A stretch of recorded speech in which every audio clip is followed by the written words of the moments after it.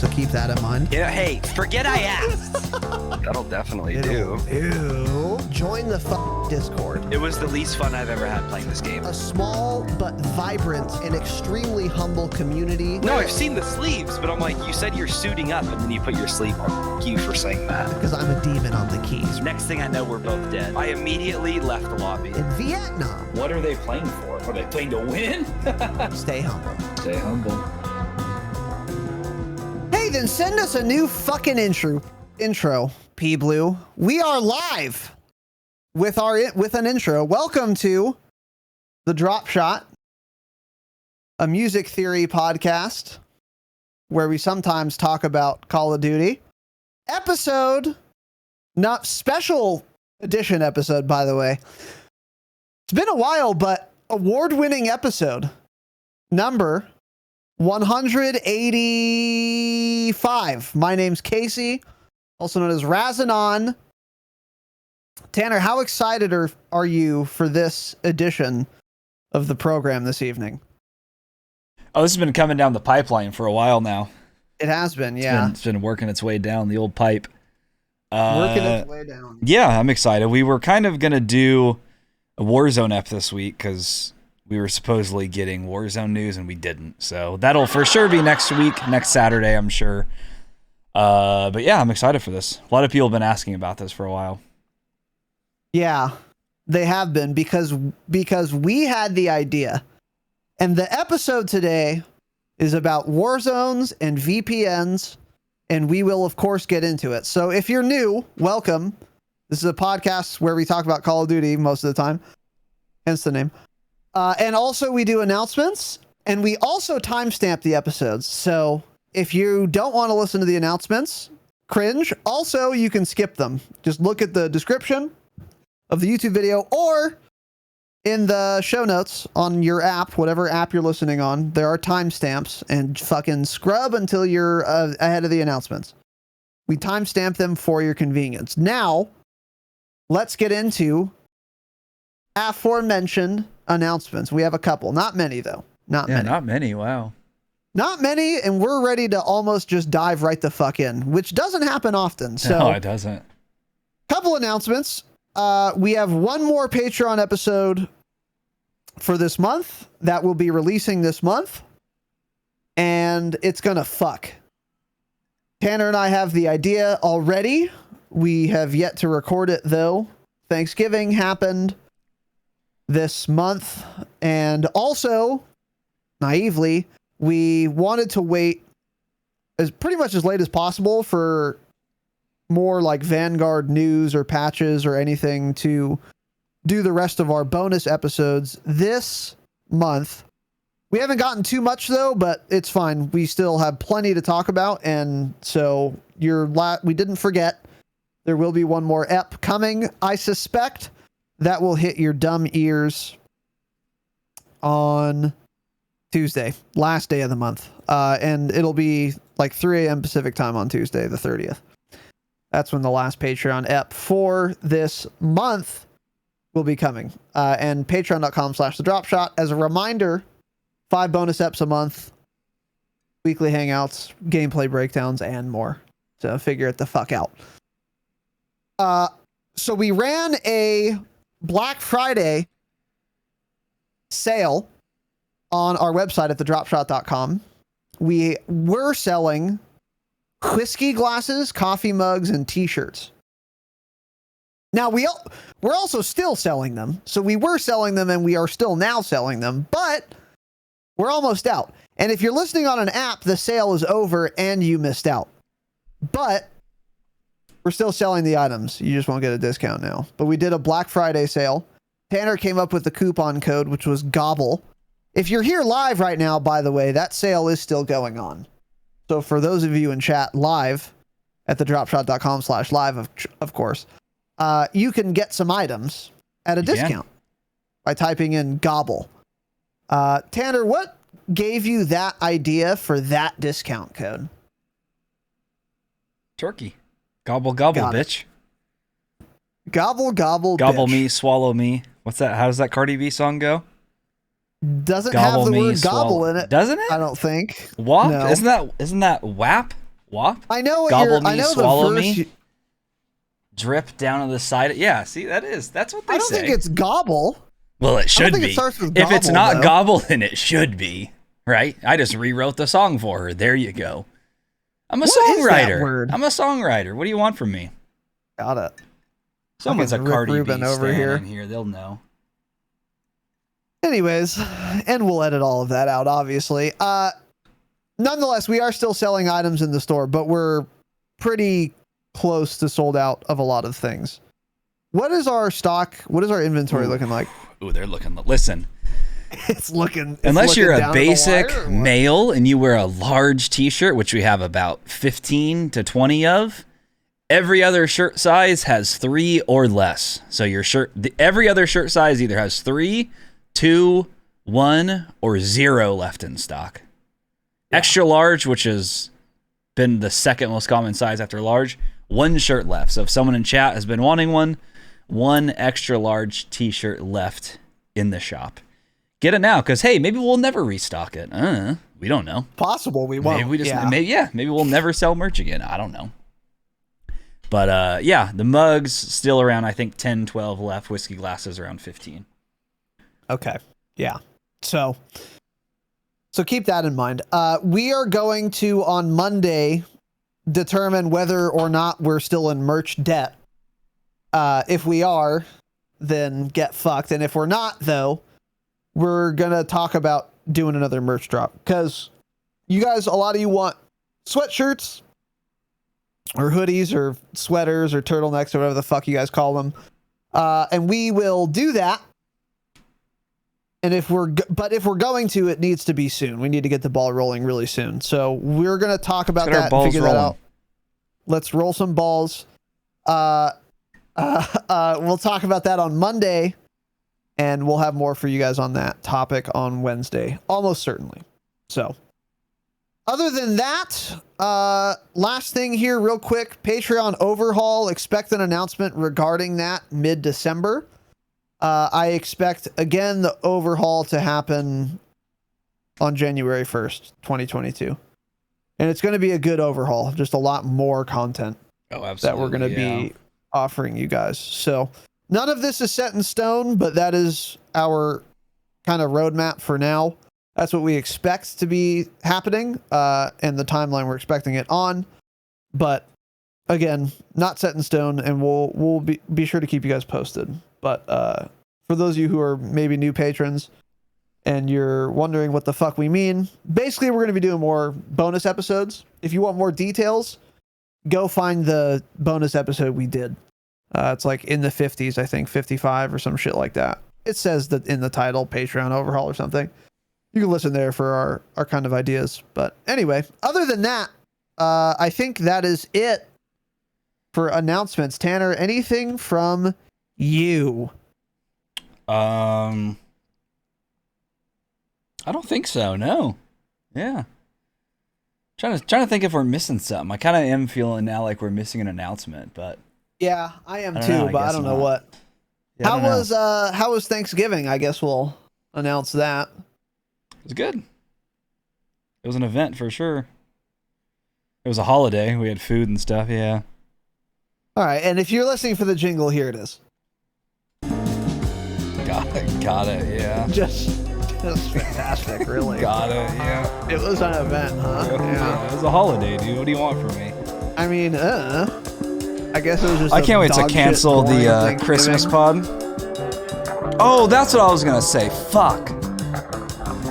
We were gonna, I think, mention we may put a Patreon episode next month public, huh? Oh, I guess we can announce that later. It doesn't matter. We can announce it now if you want. No, we'll do it later. It doesn't matter. I totally forgot about that. We should write that in the board meeting. Yeah. Okay, what was it? What did you just say? Patreon episode public in December. Okay, got it. All right, welcome to the show, ladies and fuckstick gentlemen. Today we're talking about VPNs in Warzone. Okay, we've been wanting to do this episode for maybe a month, maybe 6 weeks now. Ever since we used a VPN, which we'll get into. You're I've like, never damn, used this one. isn't. Well, okay, we'll get into it. This would be a good episode idea because this is a hot button issue. It's a controversial issue. This was more in vogue maybe last year, like a year ago, when people started figuring out that streamers use VPNs or whatever. And people don't talk about it quite as much anymore, but it's no less of an important topic and one that I'm frankly surprised we hadn't talked about up until now. Yeah. And then the last couple Saturdays, Vanguard had just came out. Wasn't a great time to do this episode, but now I think it is a good time because we're getting the new Warzone map pretty soon. Season 1. That's going to be a lot of Saturday episodes on things like that. We're in kind of a lull right now waiting for Season 1. So this is as good a time as any to get into this episode. And again, frankly, I'm surprised we hadn't done it sooner. So what the fuck are we talking Ricochet's about? coming out. And Ricochet is coming out. Which kind of ties into this a little bit, possibly. We'll find out. Yeah, we will, of course, get into that as well. So what do we mean? VPNs and Warzone, what is that? Okay, so first of all, Warzone is a game mode in Call of Duty. I'm kidding. VPNs stand for Virtual Private Network. And essentially what that... Now, hey, real quick, I'm not a fucking system admin, okay? I'm not Clint from Analyst? IT. I'm not any Dude, of those Clint things. from... Is that the dude from TikTok? Yes, it is. I love that Shout guy's out to TikTok. Clint from Those IT. are funny. Yeah. I Yeah, like those. he's a friend of the pod for sure. Yeah. So I don't know what the fuck I don't know what a VPN is really or how it works, but essentially what it is it's a program on your computer. It spoofs your IP so that every request you make or packet you send appears to be coming from somewhere other than where you are. So for example, let's say I live in China, in Beijing, and I wanted to read a Wikipedia article on Tiananmen Square. Okay. If I don't have a virtual private network in Beijing, I simply will not find information on that event. Well, it didn't happen. Well, that's what the Chinese government would tell you. But if I was an enterprising young Chinese man and I said, you know what? I'm going to get a VPN and I'm going to trick my computer into thinking I'm in the United Goddamn States of America, land of the free, home of the brave, and then look up Tiananmen Square. You can read all about it. So essentially, the reason for that... We'll get more into China later. I don't know how the Chinese internet infrastructure works. That's probably not real, but you get the point. It's basically like I'm in Beijing, I get this program, then when I make a request, the internet thinks I'm actually in San Diego, California. And then I get access to things like that. So another example is like, if you wanted to watch The British Office on Netflix, you can VPN from the United Kingdom, and then you get access to a bunch of different Netflix shows because Netflix thinks you live somewhere else. So that's basically what a VPN is. So how does that relate to Warzone? Well, something that has been very popular in Warzone is VPNing. So if you live in, again, Southern California, well, a lot of people live in Southern California, and because of that, you can have very strict skill-based matchmaking because it has all the people in the world of all skill levels to refine your lobby to be as strict as possible.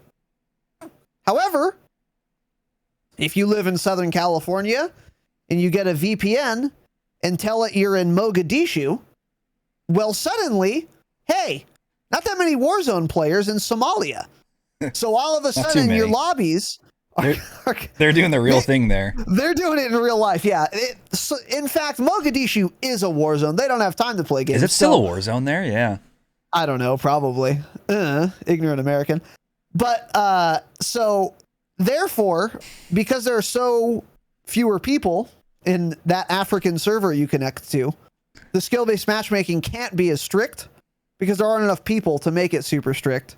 So then you get in a basically random lobby, which tends to be much easier than a skill-based matchmaking lobby, depending on how good you are as the person using a VPN and what your normal skill-based matchmaking lobbies are like. Yeah.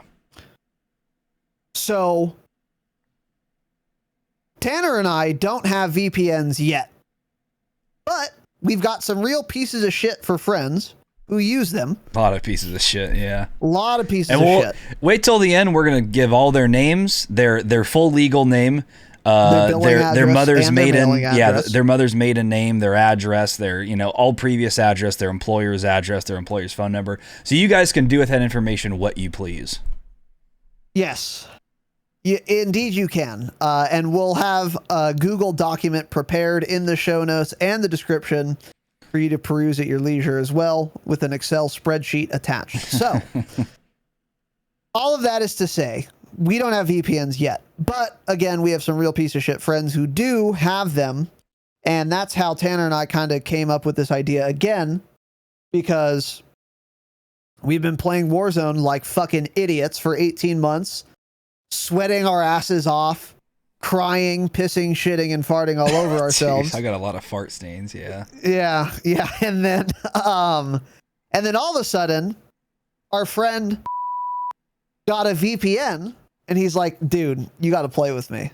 So we played with him, and it was a different experience. That was both fun and exciting. Oh, yeah, boy, was it. So all of that is to say, we've played a lot of Warzone with a VPN. We played a lot more without a VPN, but we have plenty of experience with both. And as another caveat, it does not appear to matter if everyone in the party has the VPN or not. It seems like it's only the party leader who needs one, but don't quote me on that. Yeah, So- for sure, it is. Only the Yeah. person who's searching for the match needs it. Yeah. So Tanner, anything you want to move on? Anything to say, add? I think we're good to move on, yeah. Okay. So first section here, pros of VPNing. Why is it good to do? Does it work or whatever? So first is the obvious question. Does it in fact give you easier lobbies? So in my experience, and I haven't played too much. I've definitely played more VPN lobbies than you, yeah, for sure. Yeah, probably. So I would say when I am in a party with or even sometimes, and we do have a VPN user as the party leader, it's kind of like one of two things happens. A, nothing happens. The lobby feels exactly the same as if we were not VPNing at all, and everyone's a fucking demon. Or B, the lobby is fucking dog shit. Just awful, terrible players. Just atrociously bad. Like, yeah. And in my experience, from what I remember, there really isn't a middle ground. It's like there isn't. Again, I have limited experience, but from what I remember, it's like either the VPN doesn't work and you're in your regular lobbies, or you're in the worst lobby you've ever played in. It doesn't make a lobby slightly easier. It doesn't meet in the middle ever. It's like it either just puts you in the fucking sewer, in the trash with all the rats, terrible players, or it just doesn't do anything at all, and you're getting slide cancel, aimbot, wall hacked, aim assisted as usual. How do you feel, Tanner, about it? What are your thoughts? I kind of agree with you to an extent. So I often see lobbies that are complete dog shit, but in every single one of those lobbies, and one time I looked one of these up. I should have screenshot. I can probably go back and find it on my stats, but there were, I'm not kidding, I think 25 players in that lobby with a sub 0.20 KD. That is insane. 2 kills for every 10 deaths. I don't know. Hey, if you're listening and you have that KD, sorry. but you're below average. I'm just going to say it. You're below average, and I don't know how you even have fun when you have that low of a KD. I don't know how you play. So lobbies like that, there are some where I genuinely feel bad. Like you'll kill some people and they'll just be lost in the sauce. Their kids will be crying in the background. It's sad. And then they're like, "Oh shoot!" And they have like the funniest little, death comms. I just feel terrible. I feel like a bad person, and I don't want a VPN anymore. Yeah. But so it's full of dog shit players. But then, you land somewhere like Superstore, Hospital.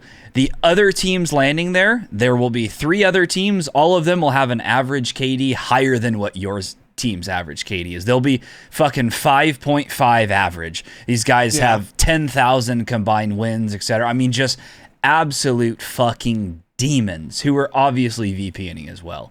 So that's what it feels like for me. And that's how it is during the day. Now, if you're playing at night, I don't think a VPN really works that well, to be honest. If you're playing at like the hot times for where you live, it's still not going to help that much at all. Like if Raz and I played after this at 9 p.m. Pacific on a Saturday and we used a VPN, you almost wouldn't be able to tell. The lobbies would feel almost exactly the same because there's so many demons playing at that time anyways that it's not really going to help a whole lot. Yeah. Yep. But yeah, so that's kind of like the it doesn't do anything part is when you play during your popular hours. But daytime, during Pacific time lobbies with a VPN, simple. Yeah. I mean, it's so obvious too. You could, dude, yeah, it's so obvious too. Mm-hmm. Like you could do a fucking double-blind, placebo-controlled study, and it is immediately clear that this is a VPN lobby. It's like, dude, I don't know how I didn't die to these people. It's just crazy. But yeah, and that is worth saying. Even in those lobbies, the utter dog shit lobbies, you will in every single game notice that there are at least 2 other teams VPNing also, and they're also quite good. And guess what? If you're in that lobby with them, you will absolutely fight each other because your team and their team also are going to fucking roll through everyone else before they see you. So you're never going to not encounter the other demon team. They're not going to die to the 0.2 KD average team either. So you will have to kill them at some point every single game. And you'll know right away when you start shooting at each other. And you'll know right away. And then also the hot drop locations and VPN lobbies are a lot different. Like you drop Super, Hospital, like I was saying, there are very few teams there, but if anyone lands there with you, they're usually demons. There's not a 0.4 KD average group of 4 guys playing that are hot dropping Superstore. No. They're landing Prison, they're landing Lumber, they're going to the areas that aren't generally as hot. So it's if you land at one of those locations, you're playing the best team in the lobby immediately, right off the rip. Yeah. Yeah, that's another good point too. And that's kind of a strat that you guys like to do. Because you or Jake, someone explicitly said, let's go Super, because all the other teams in this VPN shit lobby all the other good teams, are gonna go to that place. Yep. If we kill them off rip, the rest of the game is free. Burger lobby. Yep. And I was like, okay, that's an interesting thought. And then we went there and won. So I don't remember that. It probably happened though. Probably once or twice. We probably won a couple times. And we'll edit that out, of course. So, anyways, yes. Yeah, that happens every time. But, hey, that's a small price to pay because it's facing 2 really good teams instead of 40 really good teams. Yep. So, it still makes the lobby way fucking easier. But, anyways, what is this next point here, Tanner? Next, this is a little pro tip, little pro, I guess. This works a lot. Using a VPN works a lot better if you're queuing for less than the standard player count in that mode. So if you're filling trio quads, so you have a group of 3 and you guys are not filling and you're queuing into a quads lobby, so you're playing against 4 people. Or if you're doing duo trios or duo quads for that matter. Oh. So 2 versus 3 or 2 versus 4. Because when you're queuing into those lobbies in general, the skill-based matchmaking is far less strict. That's why you see guys like Joe Woe, Mutex playing solo quads and just blowing through it.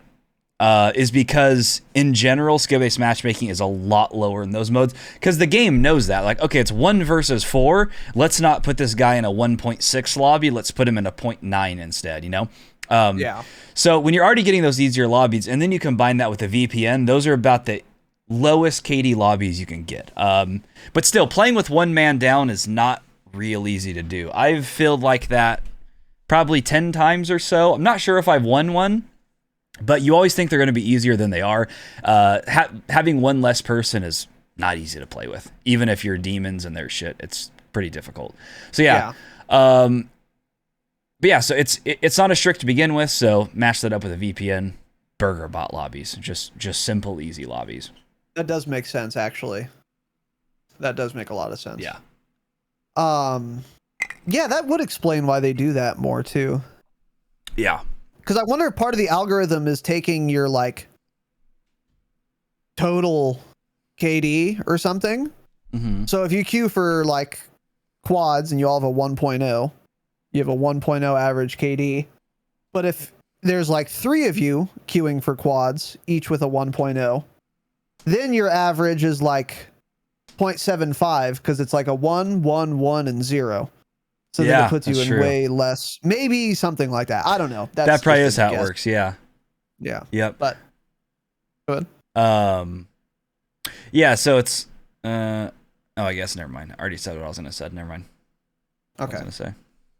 And then another pro of using VPN lobbies. So when you do get in a VPN lobby, which is to say a lobby that is of a lower bracket than your normal SBMM bracket, then there are fewer cheaters.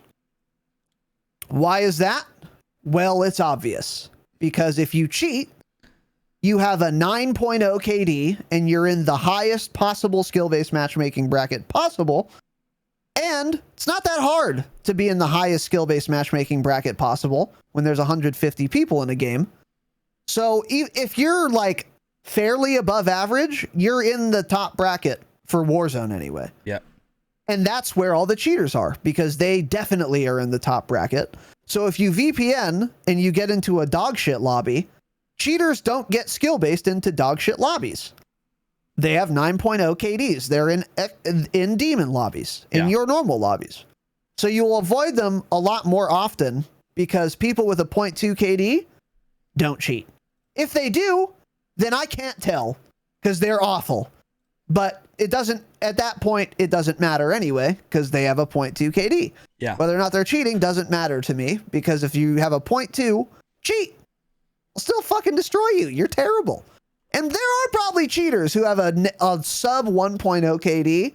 And if you're one of those people listening, kill yourself in game, of course. So anyways, yeah, there are fewer cheaters because the cheaters, of course, obviously, with SBMM accumulate at the top.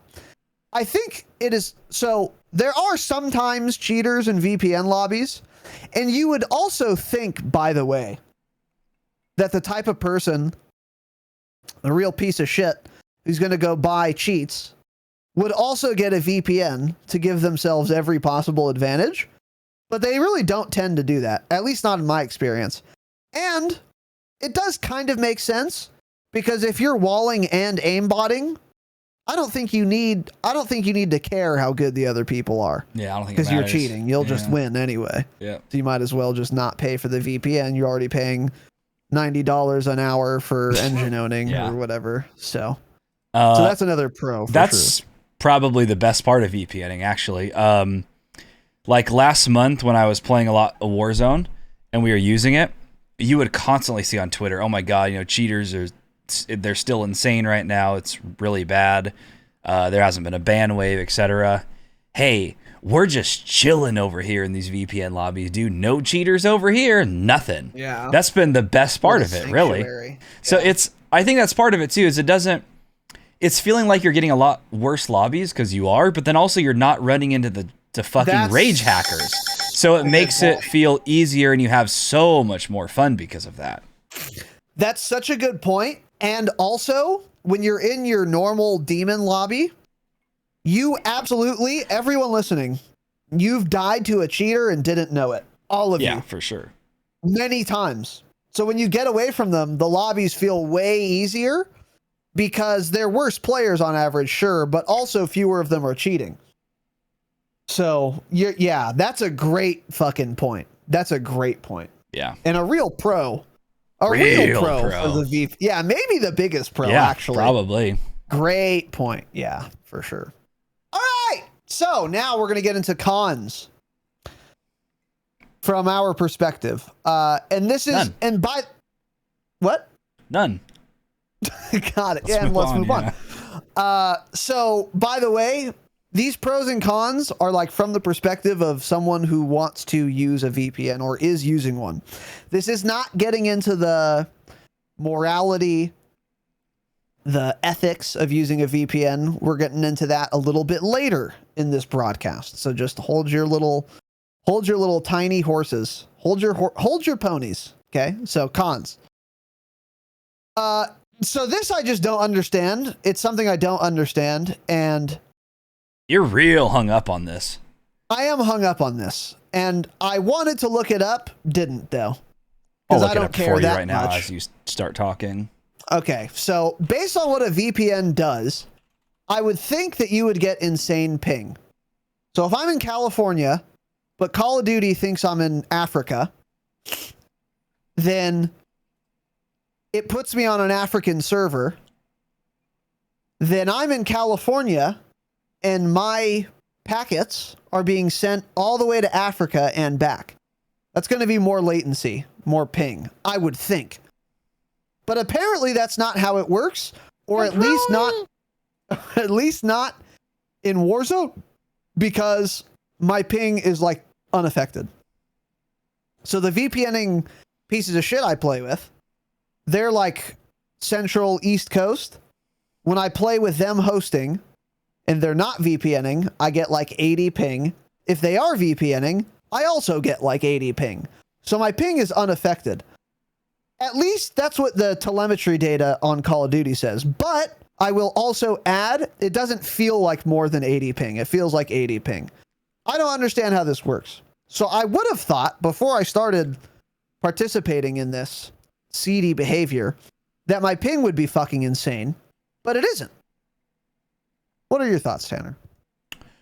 Yeah, I was kind of trying to look up why this is. Doesn't really say. I mean, it's hard to look up. I tried a little bit. It's just a lot of like Reddit threads and shit that say a lot of stuff, but I don't know if it's actually true, so I won't repeat it really. Right. Yeah. But yeah, so ping is definitely worse, but by worse, it's not like unplayable or anything. So usually when I play Warzone, like the highest ping I ever see playing with like all East Coasters or something is about 70. However, since I've VPN'd a time or two, I've seen up to about 90, and that's the absolute highest. And 90 did feel like a really shit lobby. It felt like bad hit reg. It felt like high ping. You could tell right away. And that was very noticeable. So, because it's not like if you're VPNing to Somalia, like you said, you're not playing in servers that are based in Somalia. That's not how it works. And you're not playing against people. You're not playing against 149 other people that only live in Somalia, right? It's just screwing up the matchmaking system and confusing it. But it's not putting you in an African lobby, essentially, is what it is. It just thinks you're somewhere else. But I don't know. Yes. So yeah, I can't really explain it either. Yeah, you're right. I don't get it.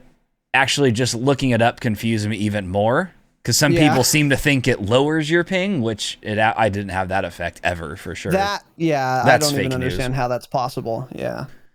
But yeah, so definitely higher ping, but not unplayable in any sense at all. Yeah. Yeah. Okay. Yeah, so someone in chat here is saying cool butts in chat. Change it, obviously. If you set it up right, the VPN, you only VPN the packet that has to do with the matchmaking SBMM, and it excludes actual in-game packet /ping. Okay, so that would make more sense. So, yeah, either way, I don't know exactly how this works. For those of you listening, if you could if you do know what the fuck is going on here, let us know. Because even if you're only using the VPN for matchmaking purposes, you're still telling the game before you join a lobby that you're in Mogadishu. So then wouldn't it try to put you close to their closest server to Mogadishu, wherever that might be? I know it's probably not, they probably don't have a Somalian server, I get that, but still, they might have like a South African server. Maybe that would be where you would connect if it thought you were in Somalia, but it doesn't appear that that's how it works. So I don't know. I don't get how it works, but all of that is to say, if you have thought like me that your ping would be really dog shit if you VPN, not once has that happened to me.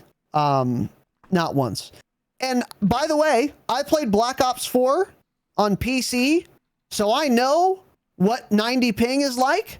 I know exactly what it's like, because that's all there was in fucking BO4. Yeah, there were two and servers. Then there were sometimes like 60 ping lobbies, and they felt so different. So I know what a 90 ping is and what a 60 ping is. You can easily tell. Easily. And I can tell you, it says 80, and it's about 80. It feels fine. Yeah. Not the best, but it's fine. But it's certainly not connecting me to South Africa. Yeah. No, yeah. So that's a concern if you had that you can dispense with, because it hasn't been for Tanner and I, and we live again on the West Coast. So next con here. Sometimes the lobbies are so fucking bad that it is almost not even fun. You just run through everyone until you either win or you get like the most unlucky rotate ever, and then you get third, fourth, and fifth partied, and that's the only way you're dying. But until that, or you get so brave that you do some dumb shit like standing in front of a Bertha while you're shooting it, which did happen to us in one you such get real VPN cocky. lobby. Yeah, you get real cocky. Yeah, it ends up fucking you. Yeah, and it will happen to you. But until those points, the lobbies are so fucking terrible that it's almost not even fun. It feels like you reverse boosted into it. Like they're all terrible. And you're playing against differently abled people. Yeah. Or like actual 8 and 9-year-olds. Like really, really bad. And it's like, it almost stops being fun. If every single lobby was like that, I wouldn't VPN. Because it wouldn't be fun to do every game. But again, like I said, or maybe I didn't say this earlier, I feel like when I VPN 1 out of 3 games is just a dog shit lobby. At that pace, hey, it's a lot of fun. It's a lot of fun to steamroll 9-year-olds 1 out of 3 games. Yeah. But if it was 3 out of 3 games, it wouldn't be fun anymore. It wouldn't be gratifying, and it does feel like bullying, actually. Yeah. Like actually bullying. So that's what I was saying at the start. Kind of, it's like there are lobbies where I actually feel bad. Like I'll kill people and I'll be like, oh, dude, I feel so bad for this guy. Like this is just sad. But that doesn't happen in too many of them, really. And like the only time it gets kind of boring also is if like the lobby's so good and then you have a demon team. I mean, the lobby's so bad, good as in good for us because it's a shit lobby. And your teammates are just demons and they're stealing all the kills so that it's boring for you because you can't even get a shot off before half the lobby's dead and someone on your team has 18 kills and I haven't even seen 2 people yet. So that gets pretty crazy too. But yeah, there are definitely lobbies where you're like, fuck, dude, I feel bad for this guy. Like the more you play in some of these lobbies, the more you understand that, okay, a lot of these guys need to be protected because they are terrible. They are fucking off. It is unbelievable how bad some players are at video games and still do it. Like, dude, if you're that bad at a video game, hey, do almost anything else. Go mow the lawn, go for a walk. I mean, play with your dog. What are you doing playing a video game if your KD is 0.28? It's not fun. Video games are supposed to be fun. What I are you know. doing? I don't get it. Yeah. I've never been bad at a video game, so I wouldn't know. I'm just a demon, I guess.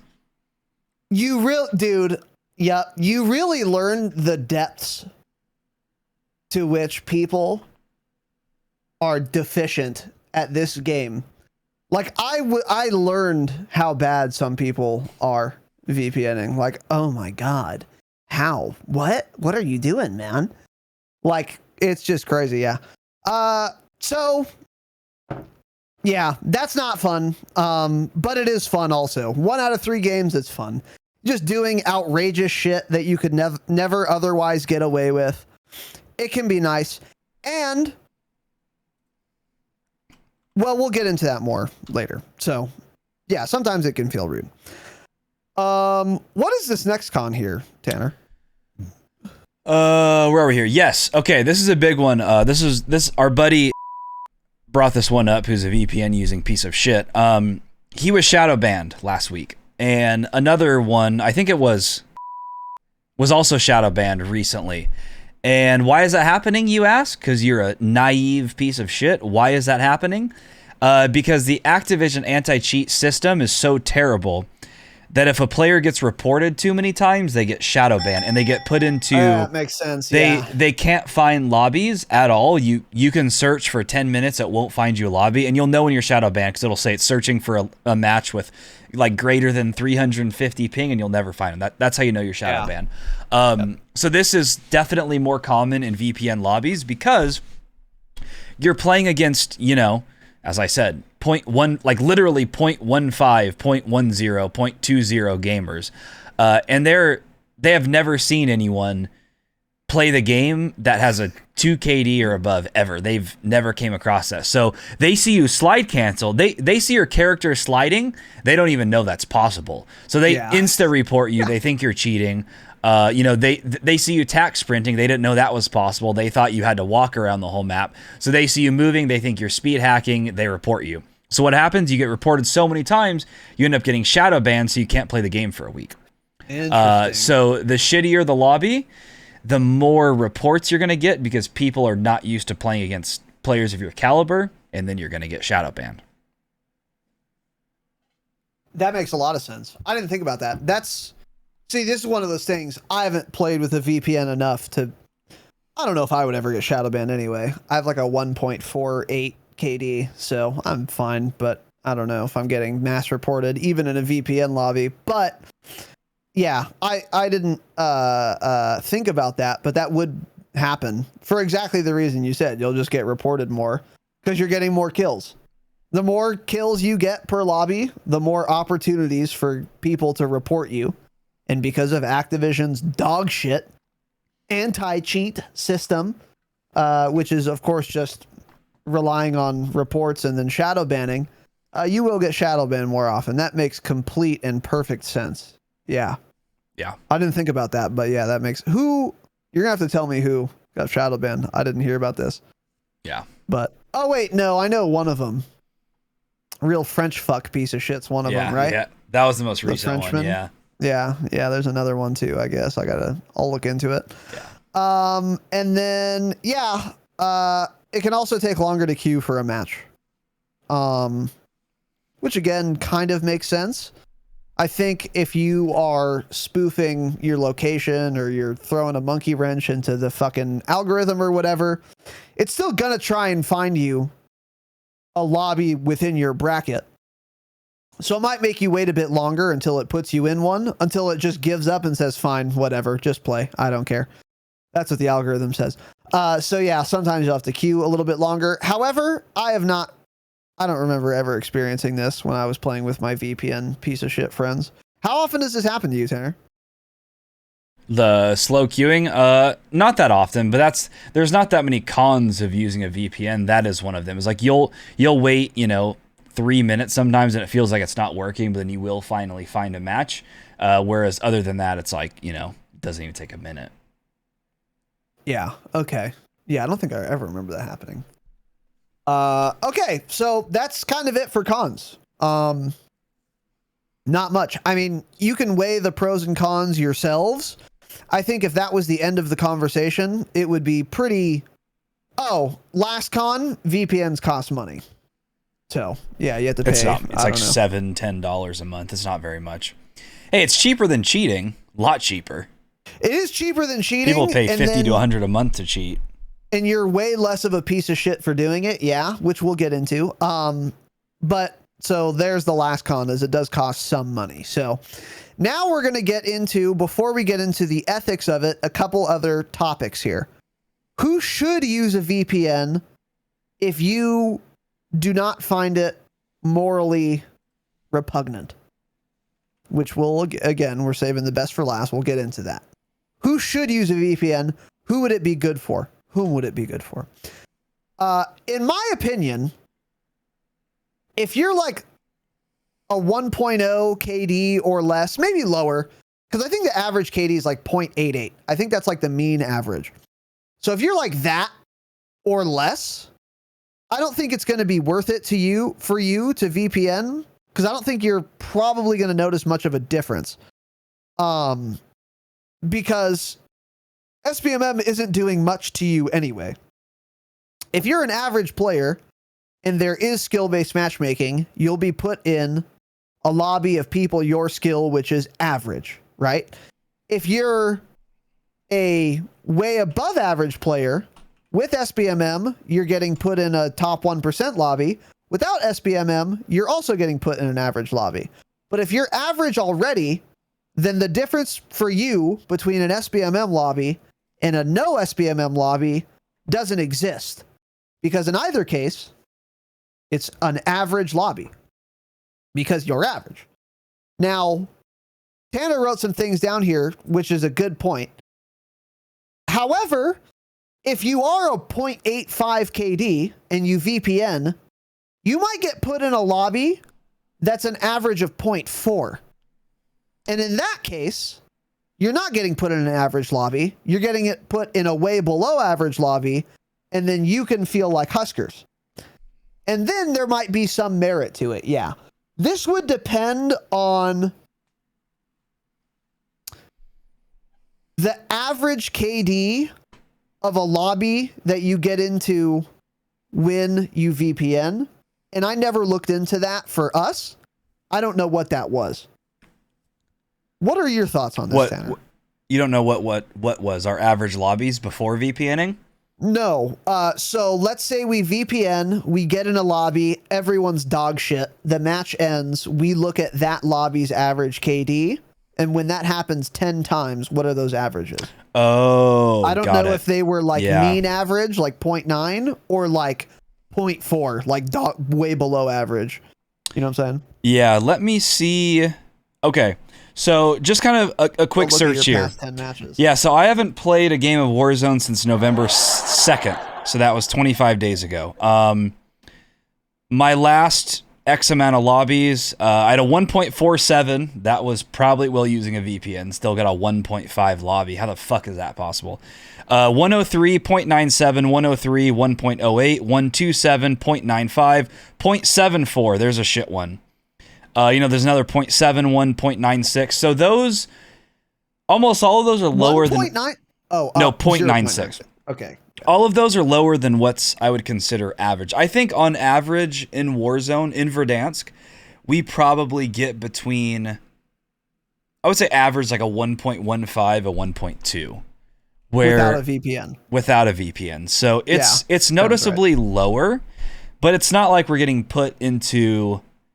every single game. It's not like we're being put into a lobby that's a 0.6 average. That doesn't happen often at all. In fact, looking through all of these, I don't see anything below a 0.74. And of course, that 0.74 lobby, we won. We had 50 kills as a squad and we won. That's not even that many for that lobby. So, yeah. Okay. But yeah, I think, it pretty much scales to the point where anyone can benefit from this. If you're trying to get more kills and have more fun, it doesn't matter what your KD is, you're still going to get put in a lower lobby almost always. So you can still benefit from it and have fun. So, my advice is, hey, if you're not having fun in Warzone anymore in Verdansk because you're getting shit on, buy a VPN. And you are right. This would have been, by the way, a great episode to partner with a VPN provider. Yeah, it would have been. We could have sold the fuck out of one. Yeah, we should have. What I'm saying is, though, like, let's say your average KD without VPNing is like 0.75.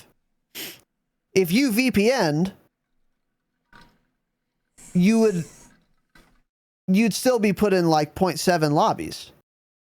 But if you don't VPN, I would imagine skill-based matchmaking also keeps you in those same lobbies of like 0.75. Because their average lobby without a VPN is not 1.15 like yours and mine is. See what I'm saying? That's what I'm trying to get at.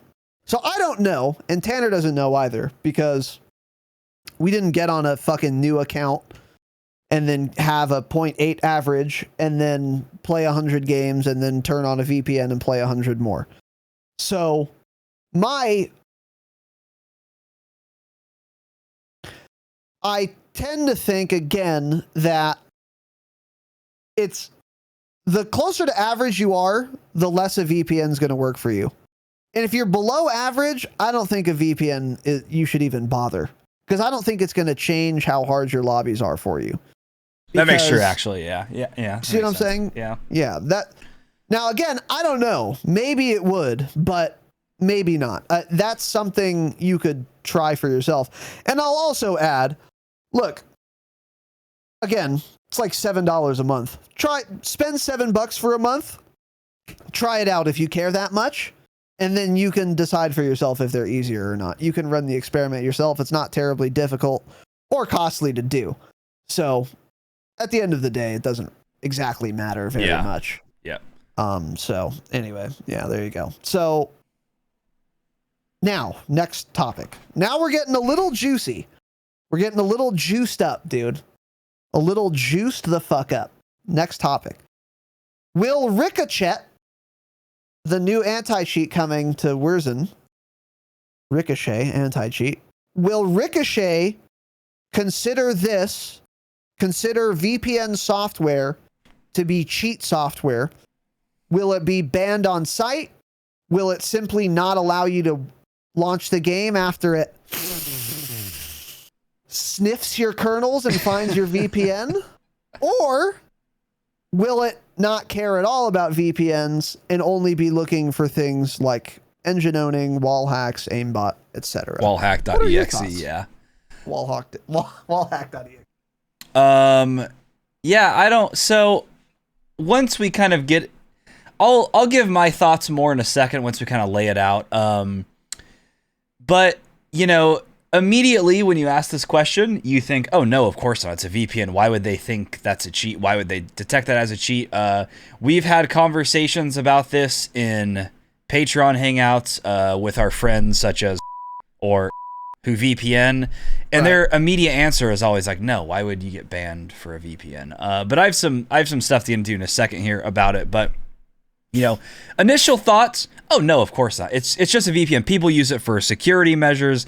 They use it because they live in a shit country, by the way, and that actually, I guess, can help your ping. If you live in the middle of fucking nowhere, in Africa or something, then VPNing is actually, I think, from what I was kind of researching when we started this, that actually can lower your ping, believe it or not, because you can maybe connect to a server that has more. I don't know how it works, but that is a thing. Yeah. So, you know, on the face, no, you wouldn't think VPNs would ever be banned in an anti-cheat software, right? Right. Yeah, exactly. So this is a real fucking toughie for me because, again, like Tanner just said, VPNs are legitimate software and they have legitimate uses. Now, they have some real illegitimate uses too. Yeah, they sure do. But those uses are not typically associated with playing Warzone. No. It's more like getting a Tor browser, going on some fucking .onion page, and then, like Bobby Kotick, hiring a contract killer to murder allegedly. An employee or secretary of yours, allegedly. So Bobby Kotick knows all about VPNs, so you would think he wouldn't ban them, because besides going on the dark web and hiring assassins, you can also use them, again, for legitimate reasons. If you're at Starbucks and you want to get on the Wi-Fi, you want to get fucking hacked or something, you get a VPN. Or if you're just some fucking libertarian, don't tread on me, you don't want people to send you advertisements on your Google banners or whatever, use a VPN. That's all well and good, fine. So there are legitimate uses for VPNs, and the express purpose of a VPN is not to cheat in Warzone. It's like engine noting, Ricochet will not allow to be running on your computer, ostensibly, because the express purpose of engine owning is to cheat in video games. That's not how a VPN works. So you would think, again, like Tanner said, at first thought, no, VPNs would be fine. But is a VPN cheating? Well, you use it to get around SBMM. Would that be cheating? First of all, there's no SBMM in large-scale ground modes. Hold on. That's what Activision told us. Yeah. And they were, of course, lying. So that was a joke. Well, so, a random sort of. dev told us that, yeah. Whatever. So you would VPN to get around SBMM. And if you're doing that, is that like cheating? It sort of kind of is, sort of. You're manipulating your perceived location or information to circumvent their matchmaking system. And the only reason you VPN is to get around that. Like, I wouldn't VPN if there was no SBMM. There would be literally no reason to. So that's why you do it, and you do it to get around the matchmaking system that Activision has set up that they obviously want you to abide by. That's why they implemented the system. So Activision wouldn't want you to VPN to get around SBMM, obviously. That doesn't necessarily mean it rises to the level of cheating, but you are doing something against what Activision would want you to do. But again, VPNs are legit, and people use them for legit reasons all the time, and the express purpose of a VPN is not to cheat in Warzone. Correct. So, with all of that said, I don't know how Activision will handle it. Because, to be as precise as possible, I would say using a VPN is not cheating. However, it is exploiting Activision's desired matchmaking system. And from Activision's perspective, it might not be cheating, but it would be exploiting. And they might use their software that's going to be deeply inhaling your kernels to disallow that from happening. In what way would they do that? I don't know. Would they say you're banned because you had your VPN on when you launched the game? I highly doubt that. I think if anything, it would say, hey, you're running NordVPN. You need to exit that program before you launch Warzone, and it'll quit you to desktop. Or it'll do nothing at all. I think one of those two things will be the case. But then it's going to be really interesting if anyone asks them, hey, why aren't I allowed to use a VPN? There's no skill-based matchmaking, right? That's what you guys told us. That would be fun and exciting. That would be a great conversation to have. Yeah, true. So that would be nice. And also, like you said, for those people who do live in the fucking in Dubai, or whatever, who VPN to who you're VPN a trillionaire if you live in Dubai, but yeah, you probably have Google Fi. You have just a really long cord directly to Activision's fucking servers, just runs under the Marina Trench. Whatever. You live in some bullshit area and you want a VPN for better ping. If that is how it works, I'm sure it works for some people. They're going to be mad too. So then how do you handle that if you're Activision? Are you going to fuck over some people who are using it for legitimate reasons to squash down on pieces of shit like you and I? And, well, not us. I don't have a VPN. No, we don't friends. have them. We don't own VPNs. I wouldn't abide by that, of course. We are accepting But donations if you want friends. to donate towards a VPN, of course. That is fine to That do. is, of course, true. What are your thoughts? Yeah, so, I mean, I would say this. If Activision ends up banning people for using a VPN, then we'll take the... I'll pull out the ableist card against them, because they're being ableist pieces of shit against people who are born in poor countries and don't have access to fast internet, so they have to VPN. So do you not care about poor people, Activision? Do you not care about anyone unless they live in the United States and they're white and have money? I mean, are you a fucking piece of shit? So you don't care about these guys in Somalia? Bullets whizzing over his head in real life. He's just trying to VPN and play the video, and you don't care about that guy? Fuck you, man. Right. True. Yeah. True. So I mean, bottom line is, most of the people that use VPNs aren't using it in video games to get around skill-based matchmaking. They're just not. You know, they're using it for other reasons. And so here's, I was doing some research on this earlier, and here's what I found. So I was kind of researching, like, do any cheat softwares actually ban you for this? Is using a VPN illegal to anyone? So here's what I found, and I quote, I don't remember what website this was from, sorry.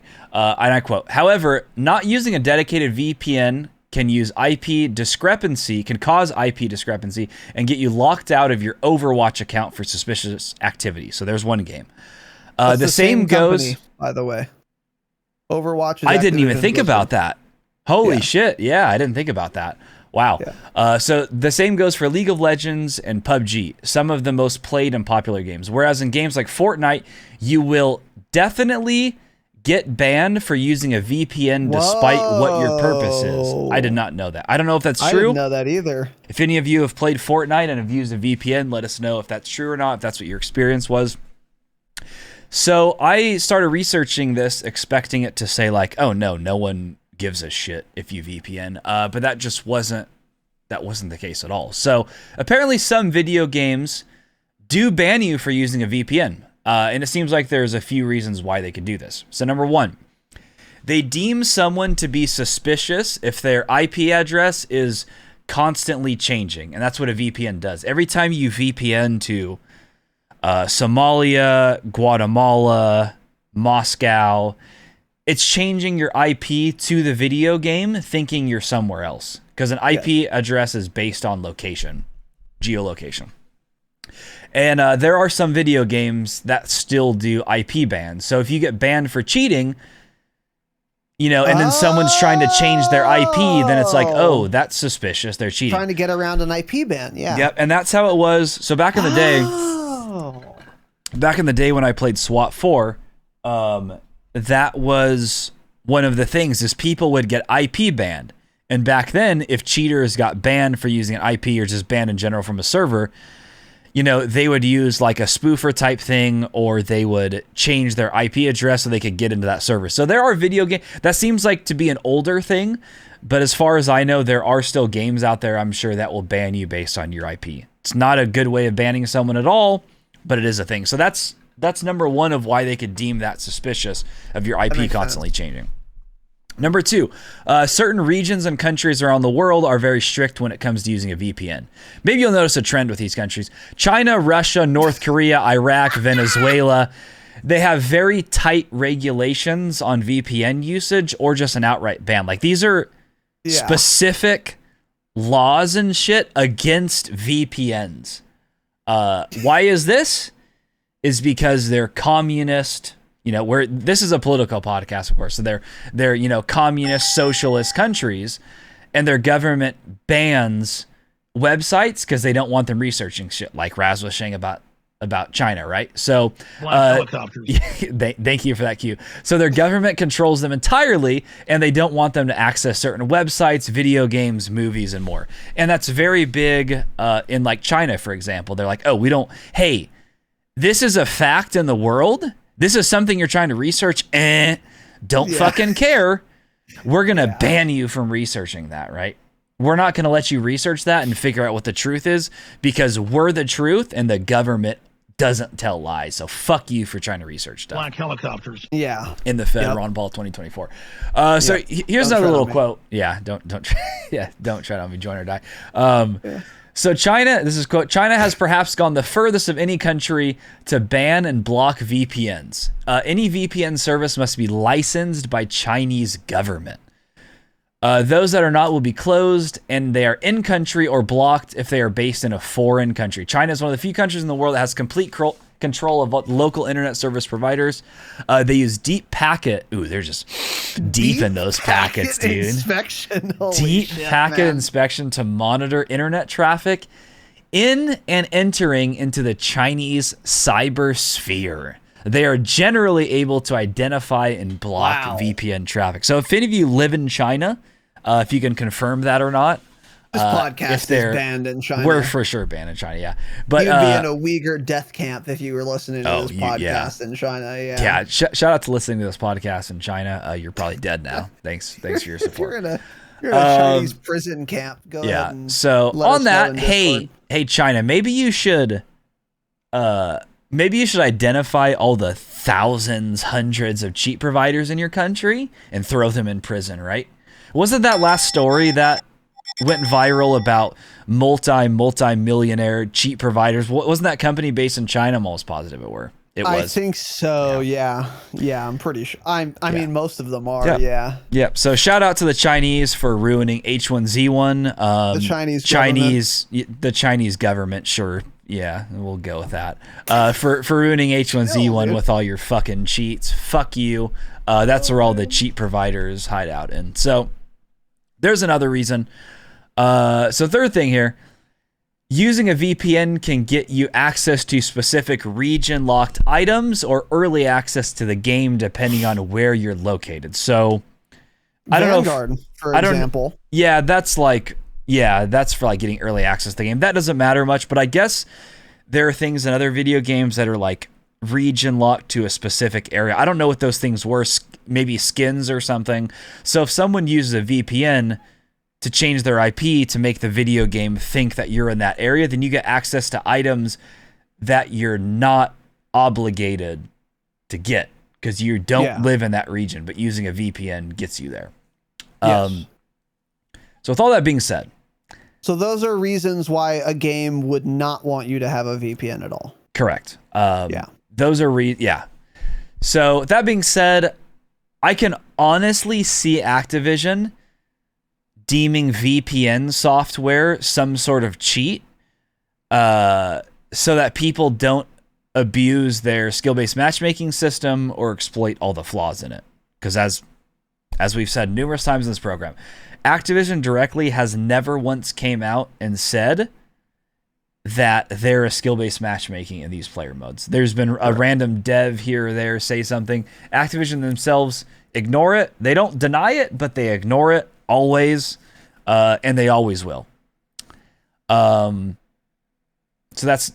I can see them deeming this cheat software. And as Raz said, I didn't even put those together. Overwatch is a Blizzard game. Blizzard's owned by Activision. So if Blizzard thinks a VPN software is sus, that may be how Ricochet, anti-cheat software works. And last thing, for what it's worth, Valorant has a kernel level anti-cheat, like this video game is going to have when Caldera comes out. And it does not find a VPN to be suspicious or bannable in any sense. It thinks it doesn't have an issue with that, and they're kernel sniffing. Yep. Yeah. And that makes sense to me, because if you're deeply inhaling my kernels, if you're sniffing all of my kernels, then you shouldn't give a fuck about a VPN, because you don't really care. Because Valorant has SBMM, and it doesn't care where you're located. If you're playing ranked Valorant, you will be put in a very appropriate and very tightly controlled ELO system skill-based lobby. But everyone knows that, and that's what you're fucking queuing for. It's called ranked mode. So exactly. Valorant doesn't care, nor do the players care. Valorant's like, hey, you can VPN or not. I don't give a fuck. You're getting put in the same lobby whether you like it or not, based on your skill level. Yep. But your VPN's not going to change where you're put. And also, I'm sniffing your kernels. If you want to use a VPN, that's fine, but you can't cheat, because I'll know, because I'm sniffing kernels. And VPNing in and of itself isn't cheating. So yeah, that is interesting. So we have a couple games in both camps. And that's and that makes it real hard to predict what Ricochet will do with VPNs. Yeah. Ricochet, right. Yes, exactly. However, Overwatch is an Activision Blizzard game. If they don't like VPNs, I don't know if Ricochet is going to like them either. Yeah. And in case you're totally out of the loop, by the way, Ricochet is the kernel level anti-cheat that's coming with the new Warzone map. If you haven't been following for a while, that is what we're talking about here. Yes. Yeah. So I don't know how different Overwatch is in terms of like management or develop. I know it's a different developer for sure. For what? I know Overwatch has a different developer. I don't know who they are, but I know they're different. I know it's not fucking Treyarch or something. But they're the same publisher, and I don't know if Ricochet, like, who's the author of Ricochet? That must be a publisher level project, right? That's a good. You would think it's Activision, right? But when they announced it, it was all Raven announcing it.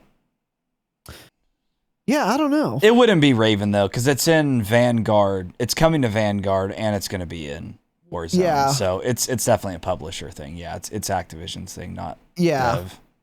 So, yeah. So I don't know. It's real tough to say. I'm leaning more now toward it won't be allowed because it's not allowed in Overwatch. Well, it can get you locked out of your Overwatch account. So another reason why a company would do this, like a game like Overwatch. So again, the sentence is, not using a dedicated VPN can cause IP discrepancy and get you locked out of your Overwatch account for suspicious activity. That could mean account sharing, and it could also mean a security measure. So if I logged in from Glendora 20 times in a row, and then all of a sudden I log in from Berlin, True. then the game might be like, whoa, you might be getting hacked. We're going to lock you out of your account. Maybe that's what Overwatch is doing, and they don't really think it's a cheat necessarily. They're just doing it as a security measure. If that's the case, then Ricochet probably wouldn't ban you for using a VPN. So there's a lot to consider here, guys. That's all we're saying. And I don't know ultimately where this is going to land. I'll close with this. The fact that Ricochet is coming in like 2 weeks less, and we haven't heard anything about how it will handle VPNs. And they did like a whole Q&A on how Ricochet is going to work, and VPNs weren't in that article at all. If they haven't talked about it yet, I suspect I'm leaning toward it's not going to care about VPNs. Yeah, you would think they would kind of put that as a disclaimer because they know how many people use VPNs for things other than to get around skill-based matchmaking. Yeah. Oh, yeah. So I'm leaning toward it's not going to be a problem. And ultimately, doesn't matter that much because if you're VPNing and then they disallow it, then stop using it. It's like, it's not that big of a deal. It'll kind of suck if you're super, wedded to stomping on 7-year-olds in Warzone, then sorry. Well, you be older, yeah. Yeah. Yeah, they deserve to get shit on in game, of course. But yeah, it's not that big of a deal. And the only people who would be really negatively impacted if Ricochet did disallow VPNs are people who are living in bullshit areas using them to improve their connection. That would really suck. But I don't think it's going to be the case. I don't think Ricochet is going to care. Yeah, I would hope not. Also, getting actually banned for something like that would be absurd. They would at least have to give you like a warning they would just close or something. Your game. Yeah, exactly. Yeah, they definitely wouldn't. Yeah, I don't think I would find that inconceivable. I mean, it is Activision; they could do it, but I mean, the CEO of the company threatened to have someone killed and allegedly went to Epstein's Island. So yeah, you never know. That is correct. Yes. So anyway, we'll close that. So next, now we're getting into the meat and potatoes, dude. Is this the meat and potatoes? I think so. You think? I think the whole thing's the meat and potatoes. This is the real juicy part, though. Is it? This is the piece of mashed potato. This is the bite of mashed potatoes that has all the gravy. It's juicy. This is the real potatoes. Real potatoey. And it doesn't matter. And I'll edit all of that out. Next topic. Is it cheating? And if not, is it rude? In other words, is it immoral to use a VPN to get around skill-based matchmaking. Now, here's what I've written. It certainly isn't cheating, because it's not. I mean, I'm not wall hacking. I'm not aimbotting. I am just manipulating whom I play against by using a VPN.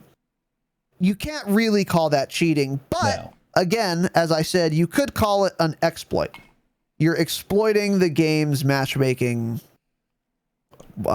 system or whatever process. But still, I'm not sure where I land on this. So I don't think it's cheating, but is it rude? Let's get into it. Again, when you get in a lobby filled with terrible players, it can feel scummy. It can feel rude. It can feel impolite to do that to 9-year-olds. It can.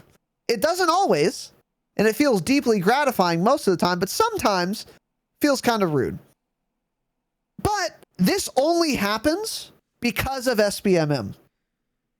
The fact that there exists a lobby where everyone is a 0.6 KD, that doesn't happen normally.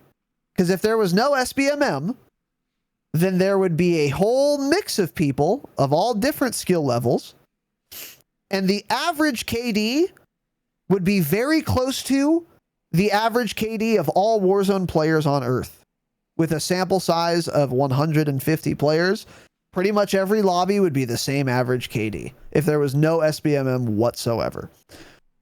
So, on the one hand, yeah, it feels rude to, like a dragon, just come down into these 0.4 KD lobbies and just fucking rape everyone. Sure, but also, not my fault. That's Activision's fault. Activision created this little sanctuary, this little Garden of Eden, and they thought they could keep the snake out. But guess what, baby? The snake is coming in on a VPN, like the Four Horsemen, dude. Just coming in, just raping all the kids, dude. In-game, of course. Figuratively, of course. And that's Activision's fault. It's not my fault. So, on the one hand, it is rude. On the other hand, I would never find myself in a lobby that bad if it weren't for SBMM. The SBMM implementation was the first mover, not me VPNing. That's not the first mover. Yeah. But also, that's no consolation to the 9-year-old just trying to have fun. He doesn't know. He doesn't care. He didn't invent SBMM. Play a different game. And he's getting massively punished, dude, by my Swiss K31. Or fucking, or Jake 1v8ing them. It's just, what did he do to deserve this? Nothing, kid. Play a different game or get better. Because back in my day, young man, guess what? There was an SBMM, and if I was dog shit, I got raped. And raped and raped mercilessly over and over with no remorse and no respite until I either got better or quit. Get better, kid. That simple. It's not. I'm obviously being hyperbolic. So, let me see here. So, I'll close with this. Is it rude? I think it might be when you get in those lobbies. But also, again, and I think this is an important note, if you are VPNing for 20 matches straight, you won't get in 20 matches full of 0.7 KD lobbies. No, not at all. It just won't happen. So it's not like every single VPN game you're ruining everyone's day. That's not how it happens. You're ruining 1 out of 3 games people's days. But I will also add, even in those circumstances, hey, I've lost in more dogshit lobbies than I've won in. You're still going to die. It doesn't matter if he's a 0.6. This is Warzone, dude. He could lag comp you. He could get a circle pull. He could get a dead silence. He could get a lucky headshot. He can run you over with a Bertha. I mean, anything can happen. So if you're way better than everyone else in the lobby, that certainly doesn't guarantee you win either. And it doesn't guarantee that you beat every team worse than you. If you've played Warzone for any length of time, you will have had the experience of fighting one other team versus team, and getting dumped. Not because they're better than you, because they're actually fucking terrible, but because they happen to be on top of the hill where the circle pulls, and you're getting shot down on while you're throwing off your gas mask and you die. So there's another reason that it might be sort of rude sometimes. Ultimately, I think it's okay though. And you also have to consider our perspective as the VPNers. What is our alternative? Not use a VPN, die to a cheater in 2 out of 3 games. And if I don't die to a cheater, die to someone who's wall hacking, who we don't think is cheating, but he's actually cheating. Surprise. It was actually 3 out of 3 games that you die to a cheater. Smile. And even if no one's cheating somehow, everyone is just so fucking insane that you get no break, no fun allowed, can't experiment, can't use different guns, can't go for neat plays. You have to just be on your fucking game, had 10 hours of sleep, 1.5 cups of coffee, and 850 calories before 1 hour before you started playing, because if you're anything less than optimal, get shit on. And hey, when I play video games, I didn't sign up for fucking buds, okay? I'm not trying to be a Navy SEAL. Don't submerge me in a pool that is 35 degrees and rip my gas tank off, okay? I'm trying to relax and play a video game. And fuck you, man. And that is, once again, Activision's fault. Therefore, I think ultimately it is defensible. Even though I haven't purchased a VPN yet, because I have a lot of piece of shit friends, don't get me wrong, I would. Hey, try me. If I have to play one game without one, maybe I'll get a VPN. Yeah. So, what are your thoughts? Yeah, it's not... I think what you the thing about the cheaters is something I hadn't thought of, and 100% agree with. There are numerous people in our Discord that it's like, damn, I watched your guys' stream for a few hours today and saw you guys see like 6 cheaters. Like I didn't realize it was that bad for you guys. I don't run into a cheater hardly ever. Like I haven't seen a cheater in a month. We've literally had people tell us that. Yep. Not exaggerating. And these people are, usually below like a 1.0 KD, like just average Warzone players. And they're like, damn, I didn't know it was that bad. Yes. Yeah. That's why it's so worse. fucking annoying. That's why like people think we just complain so much about shit like that, like the cheaters. It's like, no, my KD is 1.5 higher than yours. My lobbies are more difficult. It's full. There's 3 cheaters in every single lobby. So it's like, don't fault me for using a VPN to not get cheater lobbies, right? Sorry. Hey, it's more fun because the people in the lobby are worse and there's no cheaters. So it's definitely better. But there are definitely instances where I feel bad and it is a little rude to be doing. But it's not that often you get those lobbies. Like I'm saying, it has to be perfect. You have to be... By the way, I know there are numerous different places you can connect while using a VPN. I think the one some of our boys use they get like around 8 to 10 locations or something maybe. We've tested some of them. Some of them basically don't work. Like you'll connect to a certain country, it won't do a fucking thing. You connect to another country that's maybe basically in that same time zone even, and the lobbies are just a lot worse. So, it kind of depends what you're connecting to that day. It all has to line up. It has to be the correct time of the day. You have to get lucky as well. It's not like you're just always playing absolute burger bots. More than anything, it gets you out of the cheaters, which is a fantastic thing to have until we get this anti-cheat that hopefully works. Yeah. So, there are definitely times I feel bad. But at the end of the day, like, hey, I'm part of this because I also want to have fun in the video game. Sorry. Yeah. I mean, sorry for wanting to have fun and not having to play against these fucking demon kids on Adderall cracked out of their minds that are 10 years younger than me, that are way better than me. Sorry. I want to have some fun. It's a game. Why would I play if I want to get shit on all day? Yeah. Mm-hmm. Yep. And I think the big thing too is getting away from cheaters. It's yeah, and it's impossible to gauge because, again, I have to say, dude, before we started here's a story, okay? Before either of us started, anyone Tanner and I know started VPNing, we would play Warzone, okay, and we would play for 2 months straight, whatever. And then we would have been playing for like 5 weeks straight and seeing cheaters one every 3 games. And then even when we don't see a cheater, just losing and dying a lot. And then we'll have a week, engine owning tweets, engine owning is down.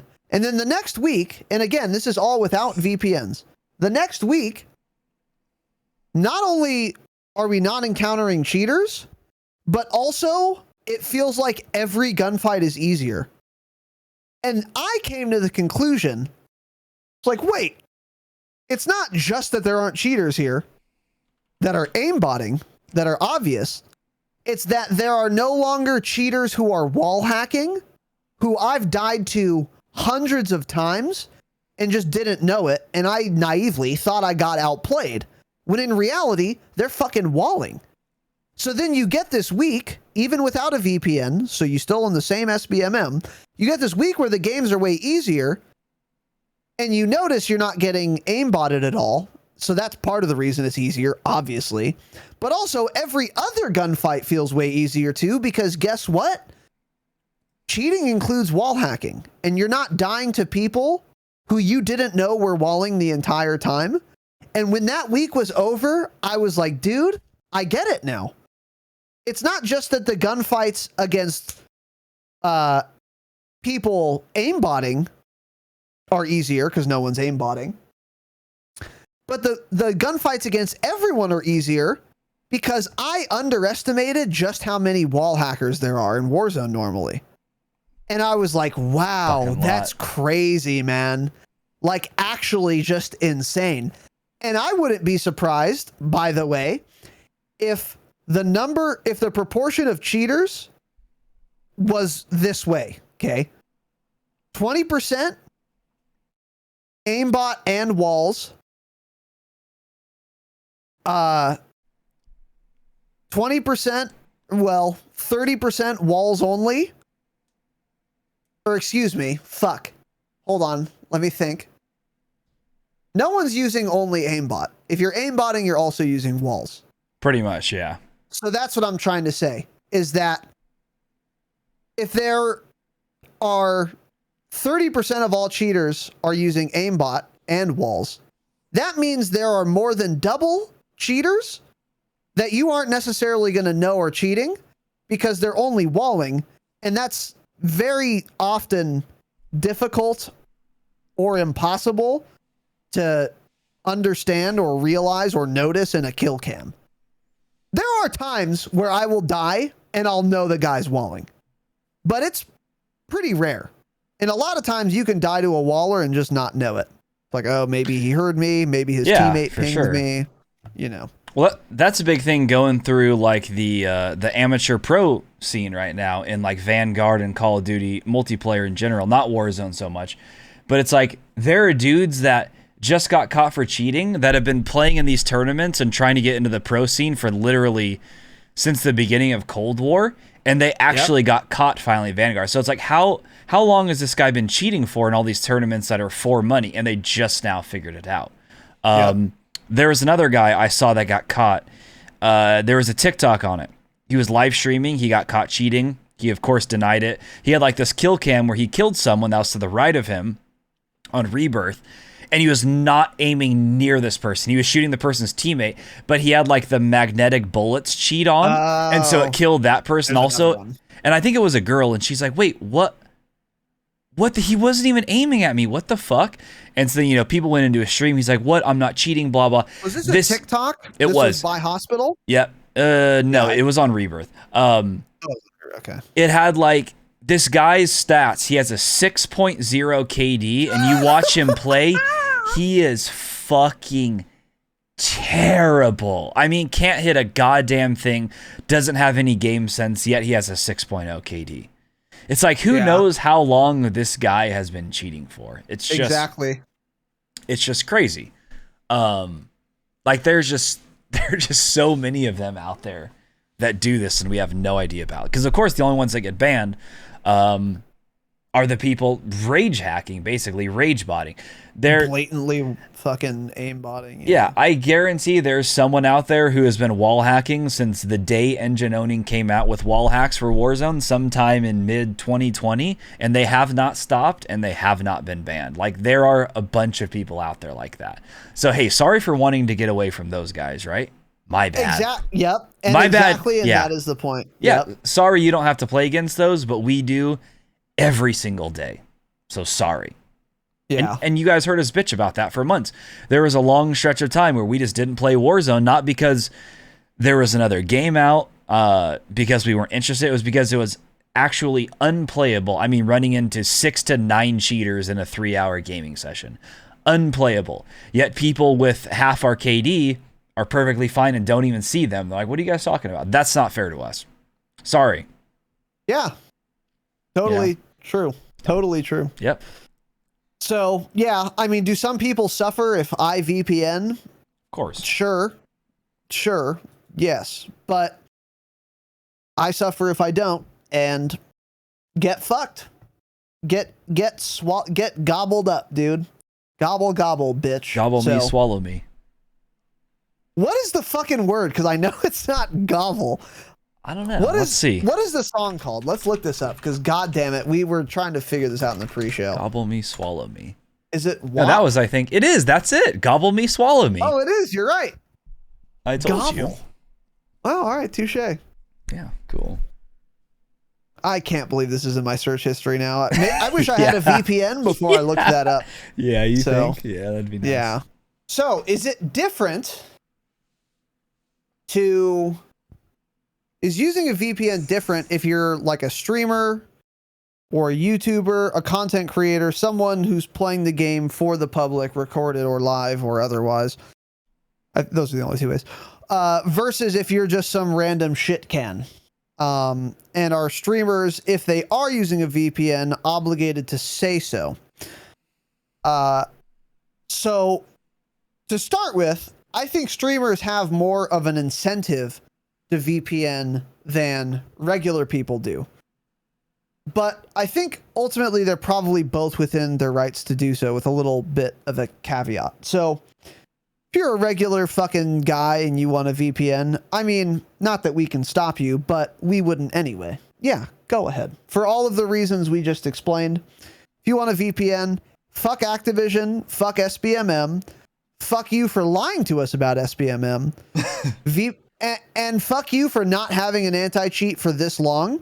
So of course you should VPN to get away from the cheaters. In a free-to-play video game, exactly. So this is all of Activision's fault. And if you want a VPN to get away for it, be my fucking guest, especially if you're just some guy who plays video games to have fun. The audacity. So if you're a streamer, on the other hand, I still think you're within your rights to do so.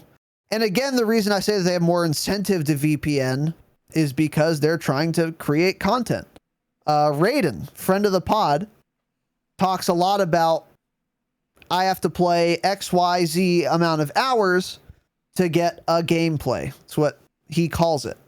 And many people in that circle, in that sect, in that Revo sect, and I am clever, call it, because you have to play for some amount of time before you get a good game or a good clip or whatever.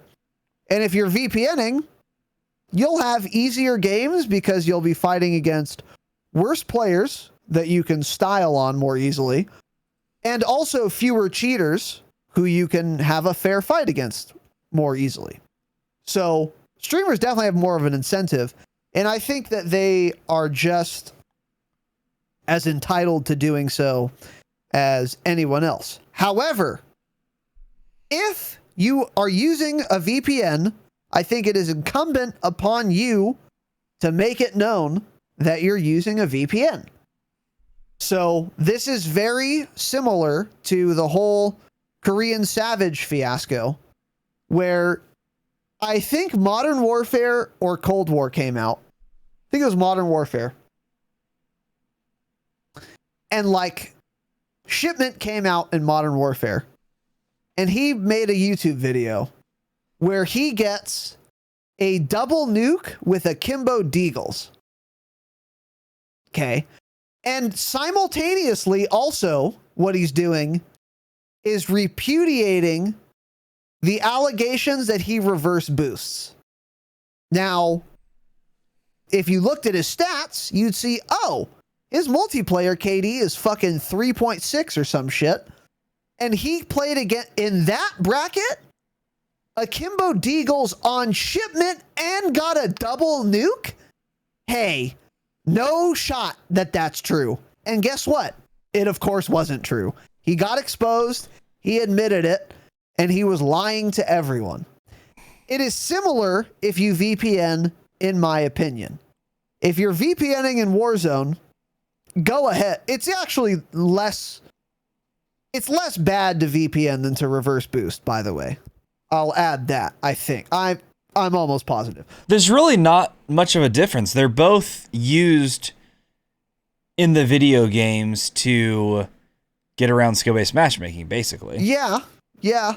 So, I mean, there's really almost no difference. It's just you reverse boost in multiplayer lobbies, which for those of you wondering, reverse boosting is usually they have like a dummy account with a really low KD that they queue. Then with that dummy account, they back out and leave. So by the time they start recording their YouTube gameplay, the lobby's backfilled. You don't see their other dummy account in there. And it looks like it's just them getting these insane gameplays, but it's because they joined a 0.20 KD account. Right. Lobby, yeah. Yeah. Yeah. Yeah, I'd have to think about that more, but it really is very similar to reverse boosting. Yeah, it's just Warzone's version of it. Yeah. Yeah, essentially. I think the reason I think it's less bad is because multiplayer is 12 people, Warzone is 150. I think that makes it less. You're ruining everyone else's day less in Warzone, I think. I'd have to think about that more. Yeah, I get what you're saying. Yeah. That's a topic for another time. Regardless, whether you're reverse boosting in multiplayer or VPNing, I think it's fine to do that, but you shouldn't lie about it. And that's where Korean Savage has got me fucked up. Now, he admitted it, so I'm just using him because he's a popular example. 6 years of denying it, yeah. Yes, yeah, yeah. So for however much credit that deserves, whatever. Yeah. But it's one thing to VPN. It's another thing to lie about you not VPNing when you clearly do. That is where that's where I have an issue. What are your thoughts on this? If a streamer VPNs, is that bad? Is it wrong? Is it different for a streamer versus a random average player to VPN? Is one worse than the other? It's not worse. It's just like you're saying, if they try to deny it, that's what's annoying. That's what pisses me off is when people lie about it and deny it. That's what I hate seeing. Mm-hmm. You guys know who listen to the program a lot. Like we don't bullshit. We don't tell you guys lies. We tell it how it is, unlike a lot of content creators and stuff. They put on this other personality, and that's not how they are at all. And that's the same thing when it comes to VPN, is they try to hide it and shit. We have friends like who will literally put in their stream title VPN bot lobbies. They don't fucking care. And I even said, like, you don't care that people know you VPN. They're like, why? Like, no, why would I care? I don't give a fuck. It's like, okay, cool. But then there's other guys over here that deny it for years and years. Like Korean Savage was a big one. There was another big one last year, I think during Cold War. His name was Chain Feeds. Chain Feeds. Yep. Real fucking there was like piece of shit. Yep. He was calling people racist for telling him he reverse boosts. He sure was, yeah. What a piece of dog shit. He was arguing with people like, I think Syrian was arguing with him on Twitter. There were some other guys, some other like COD UK band players arguing with him, and they're like, dude, it's so obvious. He's like, no, fuck you. Like You're racist. These people are racist for saying that. Yeah, crazy 2020. Like you're racist for saying that I reverse boost, cringe, and shit like that. And then finally, like days later, he's like, okay, fine. Like, sorry, yes, I've been doing this. I've been reverse boosting. And it's like, you know what? Now I don't have an issue with that guy. But it was like before I would watch his gameplays and I would tell Raz, I'm like, dude, there's no fucking way he's getting in normal legit lobbies. There's just no way. I've never seen these lobbies in Call of Duty multiplayer ever. How is he getting these? And they just deny it. They deny it until somebody finally comes out and shows actual proof that they were, you know, cheating the system basically. And then they're like, okay, fine. Yeah, sorry for hiding it. Whereas they wouldn't actually say it until they're caught. And I think there are a good amount of Warzone streamers that do that as well. People always say, oh, Warzone, you're going to see far less Warzone streamers when Ricochet comes out because like they're all cheating. No, they're not all cheating. There's a lot of them VPNing. That's what it is. They're not fucking aimbotting though. No, I don't think that. I'm not insane. But yeah, so hey, if you're a streamer, doesn't matter if you use it, but when you lie about it and try to hide it, that's what's annoying. That's what makes you look stupid. Anyone can look at your stats. They're public. They can see that your lobbies are way lower on average KDs than someone else's who has an even lower KD. Like, it's so obvious. Stop fucking denying it and then putting out all these stupid tweets like, yo, I'm not VP, or like, you know, people say shit like nice VPN when they post a screenshot of their, you know, solo buyback records or some shit. And they're like, dude, I don't VPN. Then you retweet, you retweet that. And you're like, LOL, I don't VPN, bro. It's like, shut the fuck up. Yes, you do. People wouldn't be commenting that if you just admitted it. No one would give a shit. Yeah. You know? I don't care. Yeah. I tend to agree with you. And by the way, it is not much effort to acknowledge that you VPN. So like, yeah, some of our friends who VPN, like, by the way, it's a joke that we're censoring their names. I would out them.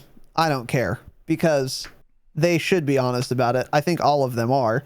And if they're not, then I'll fucking drag them into the light right now.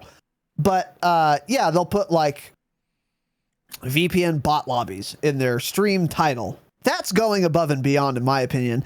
It's really as simple as this. If you VPN and you want to be a morally upstanding person, all you have to do is put in one of your little Twitch info panels, by the way, I use a VPN. It's called this. Here are my settings if you're interested. Or you don't even have to go that far. Just say like, yeah, I use a VPN, stay mad or whatever. That's it. You don't have to like fucking advertise it. You don't have to say it before every YouTube video you make. You don't have to have a fucking scrolling ticker like the NASDAQ on each and every gameplay. It's not like it's that hard. You do it once and then you're done and you've met your obligation as far as I'm concerned. Because if you're like a really big streamer, guess what? People read your info panels. Thousands of them have. And then it will be common knowledge as soon as that's a sentence in any info panel that you use a VPN. Yep. And that's fine. But if you just admit it, if you're lying about it, you're a real rat piece of shit. And also, you'll get exposed. And also, you're going to look like a real fucking weirdo when you do. Because you, again, like Tanner said, the truth will come out, man. The truth has a funny way of coming out because it's real and it's very believable, because things that are true are super believable because they're true. And they have all of the evidence in favor of them because they're true. It's not possible to not believe things that are true almost always. That is certainly the case when you're fucking VPNing in Warzone. If you lie about it, you'll get exposed 100% of the time. The answer is when. Just like if you're cheating, you'll get exposed. The question is when. You'll fuck up. Something will change. Yeah. Something will happen. Someone will sniff your kernels. You'll get hacked. Your iCloud will get fucking penetrated. Anything could happen, but you will be exposed.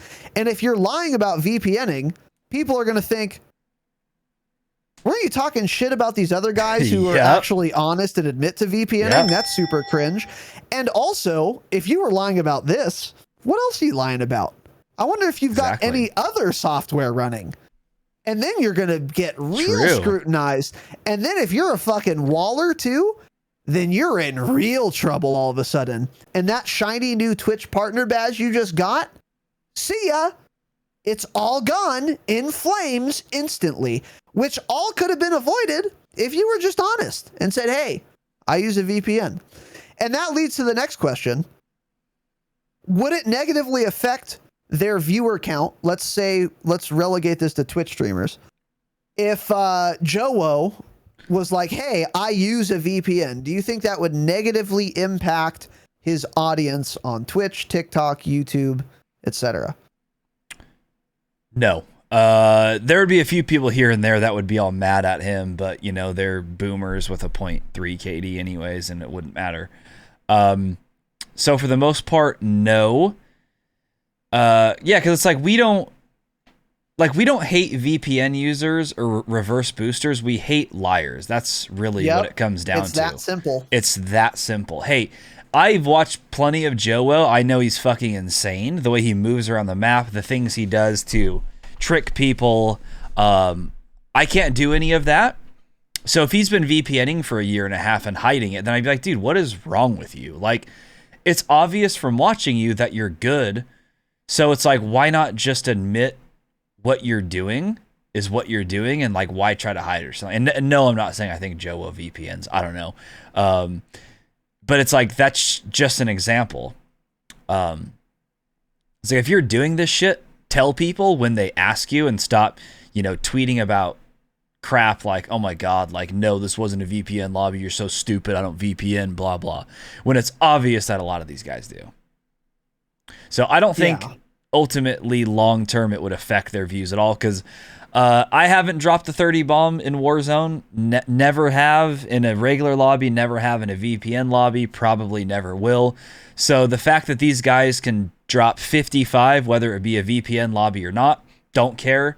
99.9% of you listening can't do that anyways, so it really doesn't matter what lobby they're in. They're still way better than you. Mm-hmm. Yeah, that's exactly. So I agree with you. I don't think it would negatively affect their views either, their audience numbers either, pretty much at all. Especially when you're that big, you're not going to be losing any noticeable audience, if any, honestly. Because I don't know how many people would care about that. And like you said, I've also played in dog shit lobbies before. Okay. I've been in VPN lobbies with my VPN friends. And I am here to tell you, okay, that dropping a 50 kill game of Warzone with any player, hey, solos, duos, trios, or quads, if it's a 0.1 KD lobby, guess what I'm not doing? Getting 50 kills. Yeah. That's hard. Yeah. I don't care how bad everyone else is. I'm simply never, ever getting 50 kills in any Warzone match ever. Even dropping 20 is hard. Like, you watch these clips of these guys getting fucking 68 kills. I don't care how bad of a lobby that was. Yeah, it is so hard to do. Like, you watch that and it's one thing. It's like, oh yeah, he's getting a bunch of kills. But as soon as you play in a lobby of that skill level, you realize, like, dude, I only got 18 or 19 kills. I don't know, how did he even get around the map quick enough to do all this? Because they're already better than you. So it doesn't matter if they're VPNing or not. So again, these streamers are doing it and hiding it. Cringe, you're already better than everyone that's watching you. Yeah. Why do you have to hide it? Yes, exactly. It still requires a fuck ton of skill to get the really high kill games that these people get, whether they're in a dogshit lobby or not.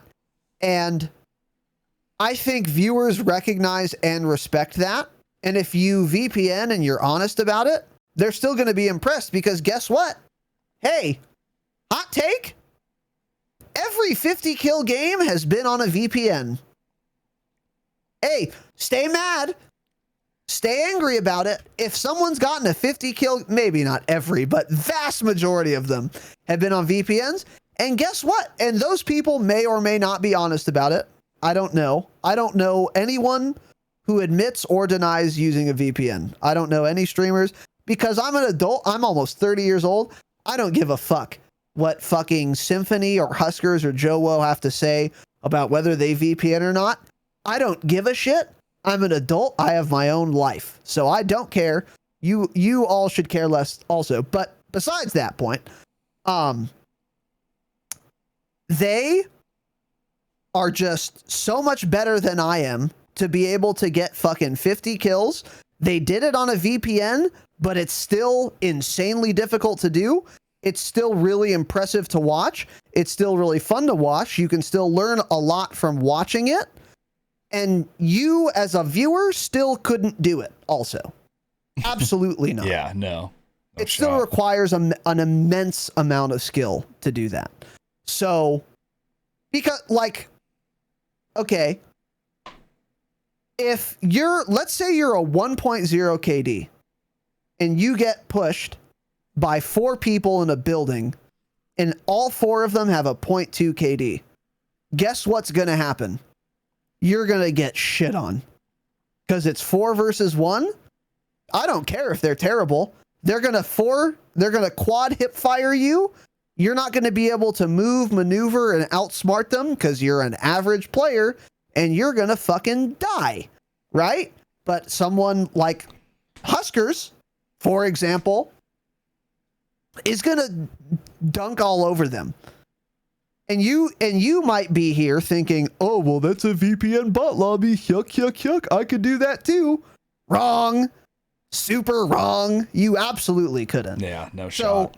I think if you are VPNing as a streamer, I think it's fine. And I think if you admit it, then people will respect you more and they will still recognize that, like, okay, so what, he's VPNing. He still got 55 kills. That's fucking insane. I couldn't do that no matter what. I think most people get that. Yeah. And you can see too, it's like, if I hit every single shot with my EM2 at 85 meters on a tack sprinting target, that guy could be a 0.2 or a 2.0. Doesn't make me hitting every single shot at 85 meters any easier. Exactly. Like, it still takes a lot of skill to hit every single shot like that, you know? Yeah, or just like the game sense those people have to move around the map fast enough to get that many kills is absurd.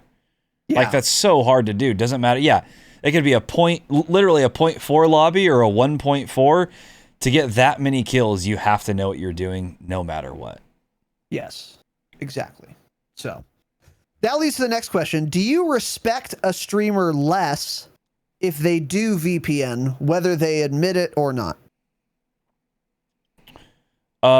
In general, no. Like, there are people, well, I was going to say that there are people like Korean Savage that I respect less, but I guess I don't respect them because that's for them lying about it all the years. So it's like, no, I don't lose respect for someone because they admit to it finally. I lose respect if they had been lying about it the entire time. So, do I respect a streamer less if they VPN? No, I don't really care.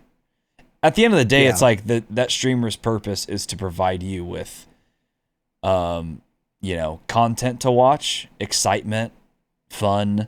So it's like, I don't give a shit what lobby they're in. If they're good and it's exciting to watch them, then that's really all that matters to me. Yeah, I agree. For all the reasons we just mentioned, it's like, it's funny because I remember a number of times explicitly where I think I'm watching some fucking crazy demon person and I'm like, damn, those guys were dog shit. But still, that was a nutty play by Nate Gibson. And I don't think he VPNs, but like, you still sometimes get dog shit lobbies even if you're not VPNing. And I'm like, damn, those guys were terrible, but holy shit. Nate hit that snipe, picked up that gun, ran out of ammo on that guy, down this other guy, 360 no scope this dude. Like I'll recognize, man, those guys were all terrible. And also Nate is insane. And I don't lose respect for him when he kills bad players. Yeah, no. I don't care. It doesn't like impact how skillful he is and how fun he is to watch. Yeah. So, the main point is we don't lose respect for people who VPN. We lose respect for people who lie about it if they are, and grifting, pretending that they don't, and doing it all the same. Yeah. Don't lie. That's the thing that is cringe. So, what is this next point here, Tanner? Because I almost forgot to add this, and I'm very glad you mentioned it, dude. Super glad you mentioned it. Yeah, so we've ran into a lot more streamers while using a VPN. In a week than we had the prior 18 months. Not joking. It's actually not joking. It's pretty nutty. So like even Huskers, for example, we've seen him.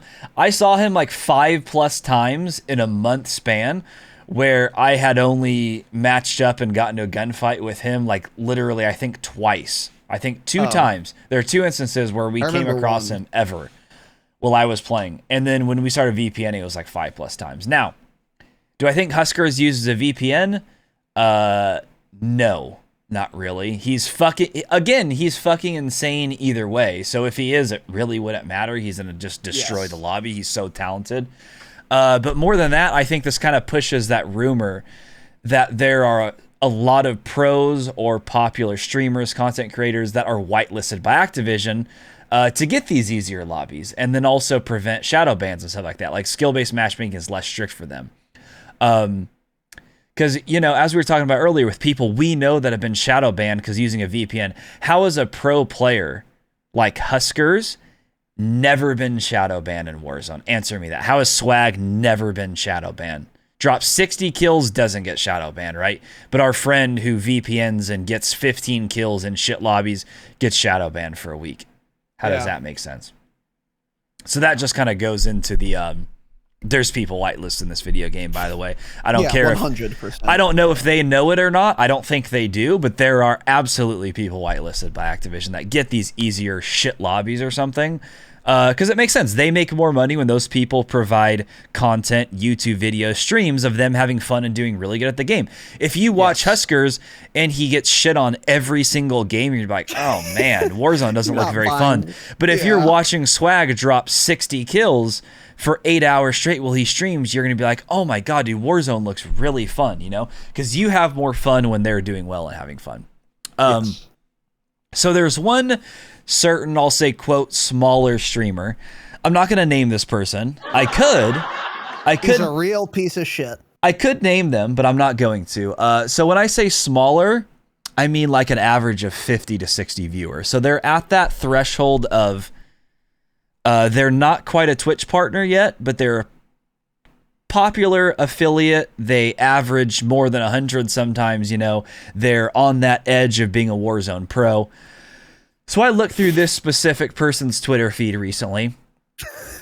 I searched his @ name, his Twitter name on @ which is @ and I searched that, and I searched the word VPN. There were like 10 different tweets of him that contained the word VPN. And this dude, again, as I was talking about earlier, he would quote retweet things and be like, LOL, I don't VPN, dude. I've never VPN, blah, blah, this, that. And then people would like respond to some of his tweets and be like, wish I got that lobby.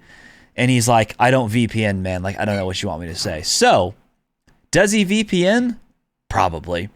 There was last week, I believe. No, it was a few weeks ago. This kid's fucking lying, by the way. There were a few weeks ago, our friends like who VPN got into the same exact lobby as this guy 2 games in a row when queuing to Africa. When the fuck ever in Warzone have you queued up against the same person 2 games in a row ever? Yep. That is not possible. I don't care what you say. 2 times in a row. And shocking, both of the lobbies had low ass average KDs. 0.7 average, 0.65. And hey, the 3 demon teams were our buddies who VPN, this streamer's squad, and like one other random group that's obviously VPNing. Those Yep. were the groups, right? Yep.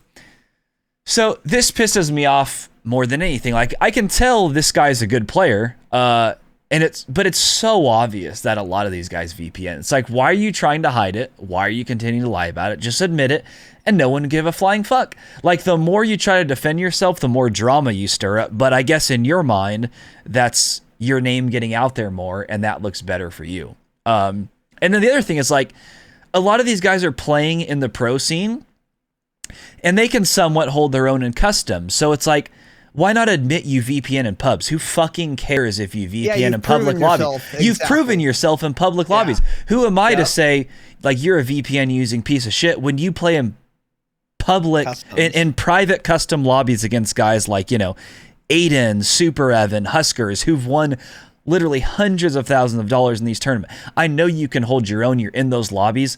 You VPN in public lobbies, maybe not always, but you do from time to time. Stop lying about it. No one would fucking care if you just admit it.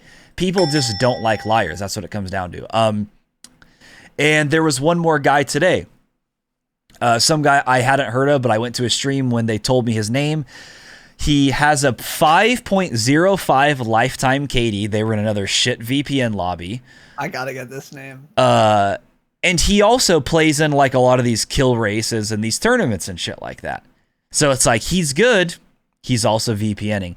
I don't know if he just straight out denies it or not. Yeah, Jax just said his name in chat. That's his name. Okay. I don't know if he just straight up denies it or whatever. I don't know anything about this guy, but I can imagine if you go into his chat and say, yo, do you VPN? The guy's like, no, I don't VPN. But it's like, he does. He's a 5.05 KD. Why is he getting in the same lobby as our friends who are using a VPN playing against shitters? Yeah. The guys are lying. There's so many of them like this. Yeah. And fuck liars. And fuck liars. And that is the point. Yeah. So, yes, this is on the topic of, this is sort of orthogonal, but it's still important to know. The reason we bring this up is to illustrate that many of the biggest streamers you watch and know use a VPN. Now, again, that's fine. I don't know how many of them deny it versus admit it versus don't acknowledge it at all. I think if you don't say anything about it, whatever. That's fine. I'd prefer you like put something in a Twitch panel, but okay. Well, I don't even care about guess. that. But if you have like 30 viewers and there's 2 messages in chat in the last 3 minutes, and one of them is like, yo, do you use a VPN? You don't just ignore that. No, that's in my mind, that's just as bad as lying, because that's what you're trying to do. Yeah, sure. Okay. Yes, I agree. But yeah, if you're lying about it, that's the problem. So all of this is to say, there are many gigantic streamers, big streamers, medium streamers, precipice streamers, miniature streamers, penumbral streamers who absolutely use VPNs.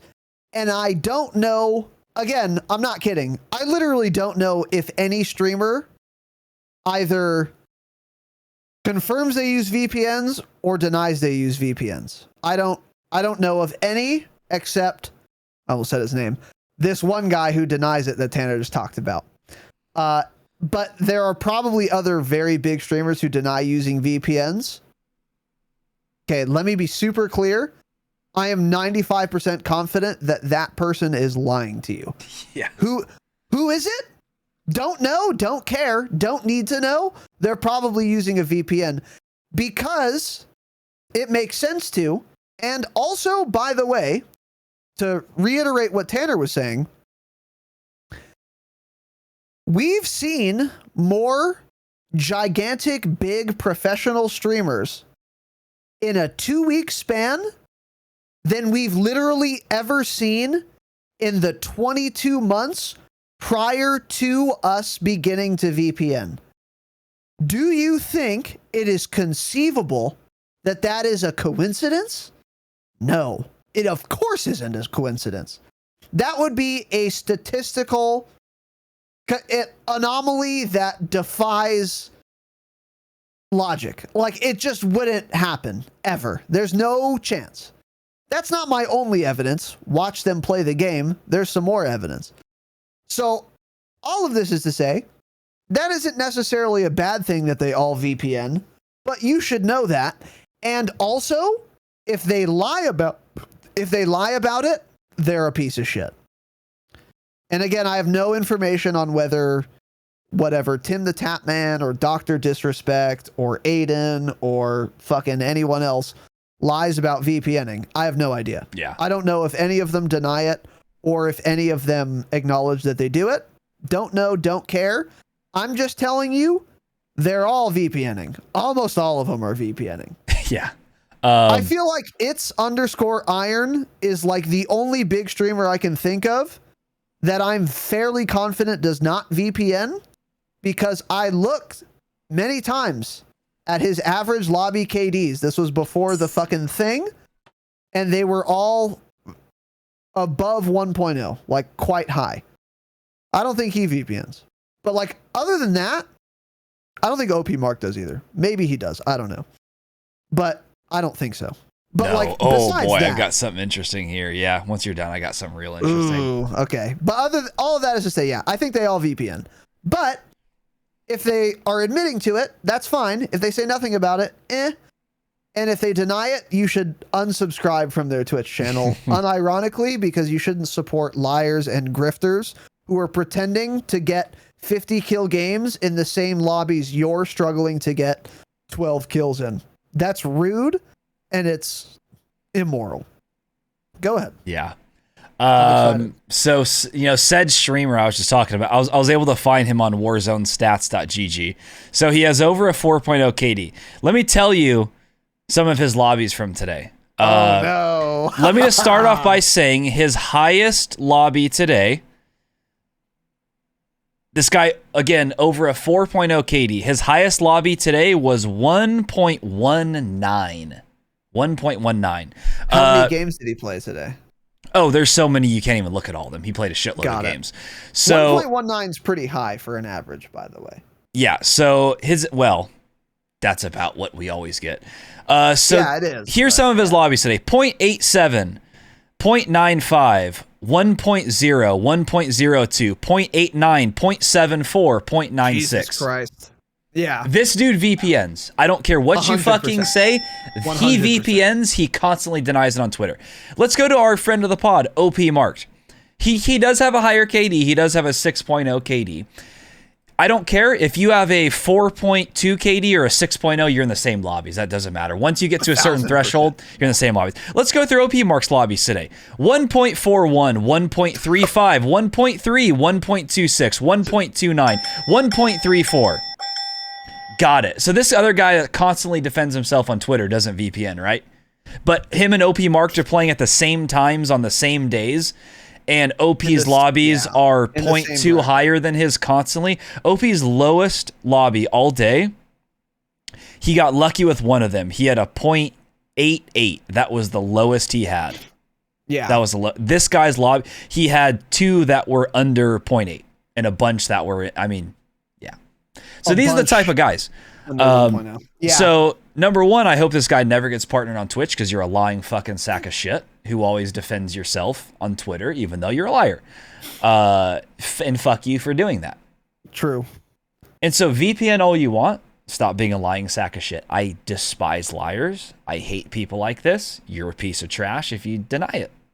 You're not a piece of trash for using the VPN. You're a piece of trash because you have a shit personality and you have to lie about everything.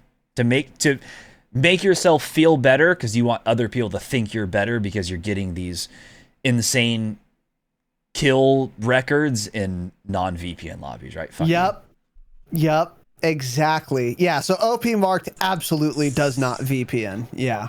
I was pretty sure he did. Oh, we know. Yeah. Obviously not. Yeah. Yeah. No shot. But those stats prove it. A 1.4 lobby? Oh my God. That would be so hard. That's an average, dude. That's an average. That's so crazy. So yeah, but okay. Yes, can you look at like older games? Oh, you have to buy it to look at older games. We can recruit Elbert Yeah, the pod, Albert does pay for Albert. this. Yeah, that is true. He does pay. I mean, it's just so fucking obvious, man. It's so It obvious. is super obvious if you look into it. Yeah, 100% super obvious. So, again, VPN all you want, but if you are supporting a streamer who is very, very quick, gets real defensive when the topic of VPNs come up, hey, got some news for you, bud. I've got some news for you. He's using a VPN and lying about it. Yep. So I don't we're like not people against VPNs. We're lying against liars. personalities. Yep. Yep.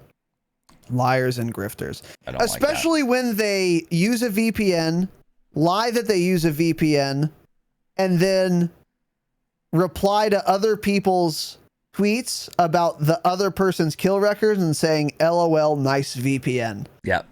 That is just chef's kiss. It is chef's kiss. By the way, you know? this person does own one kill record for a specific game mode in a specific player account. He does own that kill record for what for what it's worth. That's worth something, yeah. So, and if you're a Damascus patron, we will tell you who this person is, by the way. Oh, we could, yeah. I could post it in the chat right now. I don't care. We could type it in there right now in the channel in Discord if we wanted to. We could fuck around and type it in the Damascus chat on Discord. And if you wanted to see it, you could. Patreon.com/thedropshot. Join the Damascus tier and you can figure it out. So, and this guy's a real piece of shit beyond just this. Hangs out with real pieces of shit. Yeah. Yeah, just a real piece of shit. So, anyways, yeah. So, again, we're fine with VPNs. Just don't lie about it. It's rude. And then this last point, Tanner, is a very... yeah. Yeah, go ahead. Yeah, go ahead. So there is virtually one instance where using a VPN is scummy.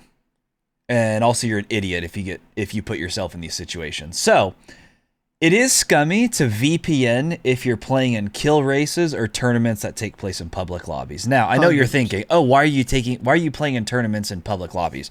Because the Warzone scene's fucking stupid. I don't know, because they're morons. But these people play for thousands and thousands of dollars in these public lobbies. So,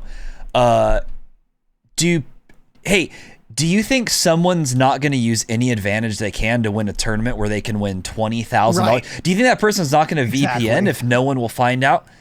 Of course they are. And this has happened before. We've talked about this. There was a kill race a long time ago, months ago, where Swag's team, their average lobby all day was like a 0.88 or a 0.98, whereas like other teams on average, they played the same amount of games as them. Their average KD was as high as like 1.25, 1.3, insane fucking lobbies, right? But how is there such a big difference there? How? So that's when using a VPN is scummy, is when you're doing a kill race like that. But you know what? The more I talk about it, the more I don't care. Because if you're playing for money in a public lobby, go fuck yourself. You deserve to lose that to someone VPNing because you're an idiot for putting yourself in that situation. So, we all love watching kill races. Sure, they're exciting. They're fun. But at the end of the day, it's not competitive. I don't care about what your skill level is. You're not playing against other good players. So that money you earn, great, good for you. You made a bunch of money, but it doesn't make you better than Huskers or Aiden because, hey, get into a private tournament and then beat those guys and then I'll care about you, You can say all you want. You can say people like Huskers, Aiden, but shit, Biffle, those guys VPN, sure. But they also win in private custom lobbies and they win hundreds of thousands of dollars. So they're good enough.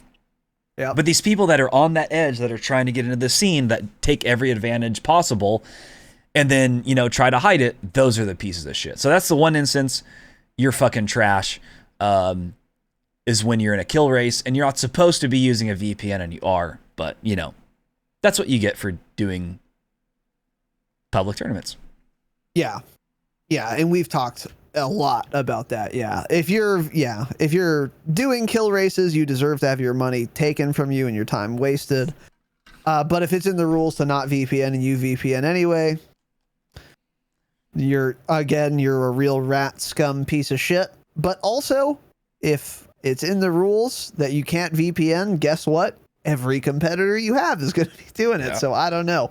Hey, here's the solution. As Tanner said, don't participate in these. They're dumb. That we did it we're so done. So, and yeah, I agree though. Of course, yeah.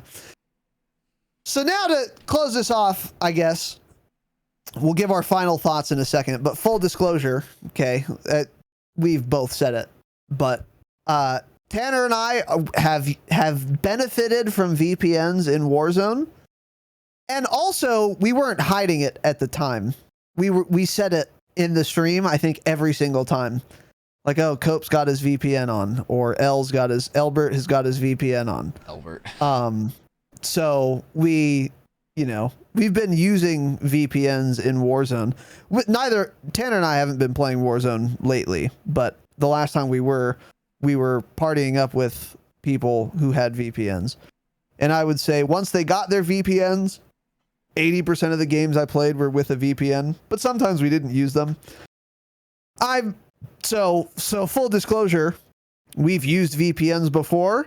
And if, depending on how Ricochet goes, we'll fucking use them again. Oh, yeah, I'll absolutely be using them in Caldera. Absolutely, yeah. Yeah, so, we will use them again. So, full disclosure, not every game we play is VIPened up, but many of them will be. I don't think I'll ever buy my own VPN, but maybe I will. I don't think we even need to, yeah. But yeah, we are monumentally popular and successful podcasters, so we don't need to buy our own VPN. True. We have pros to do it for us and queue for us, like the workhorses that they are.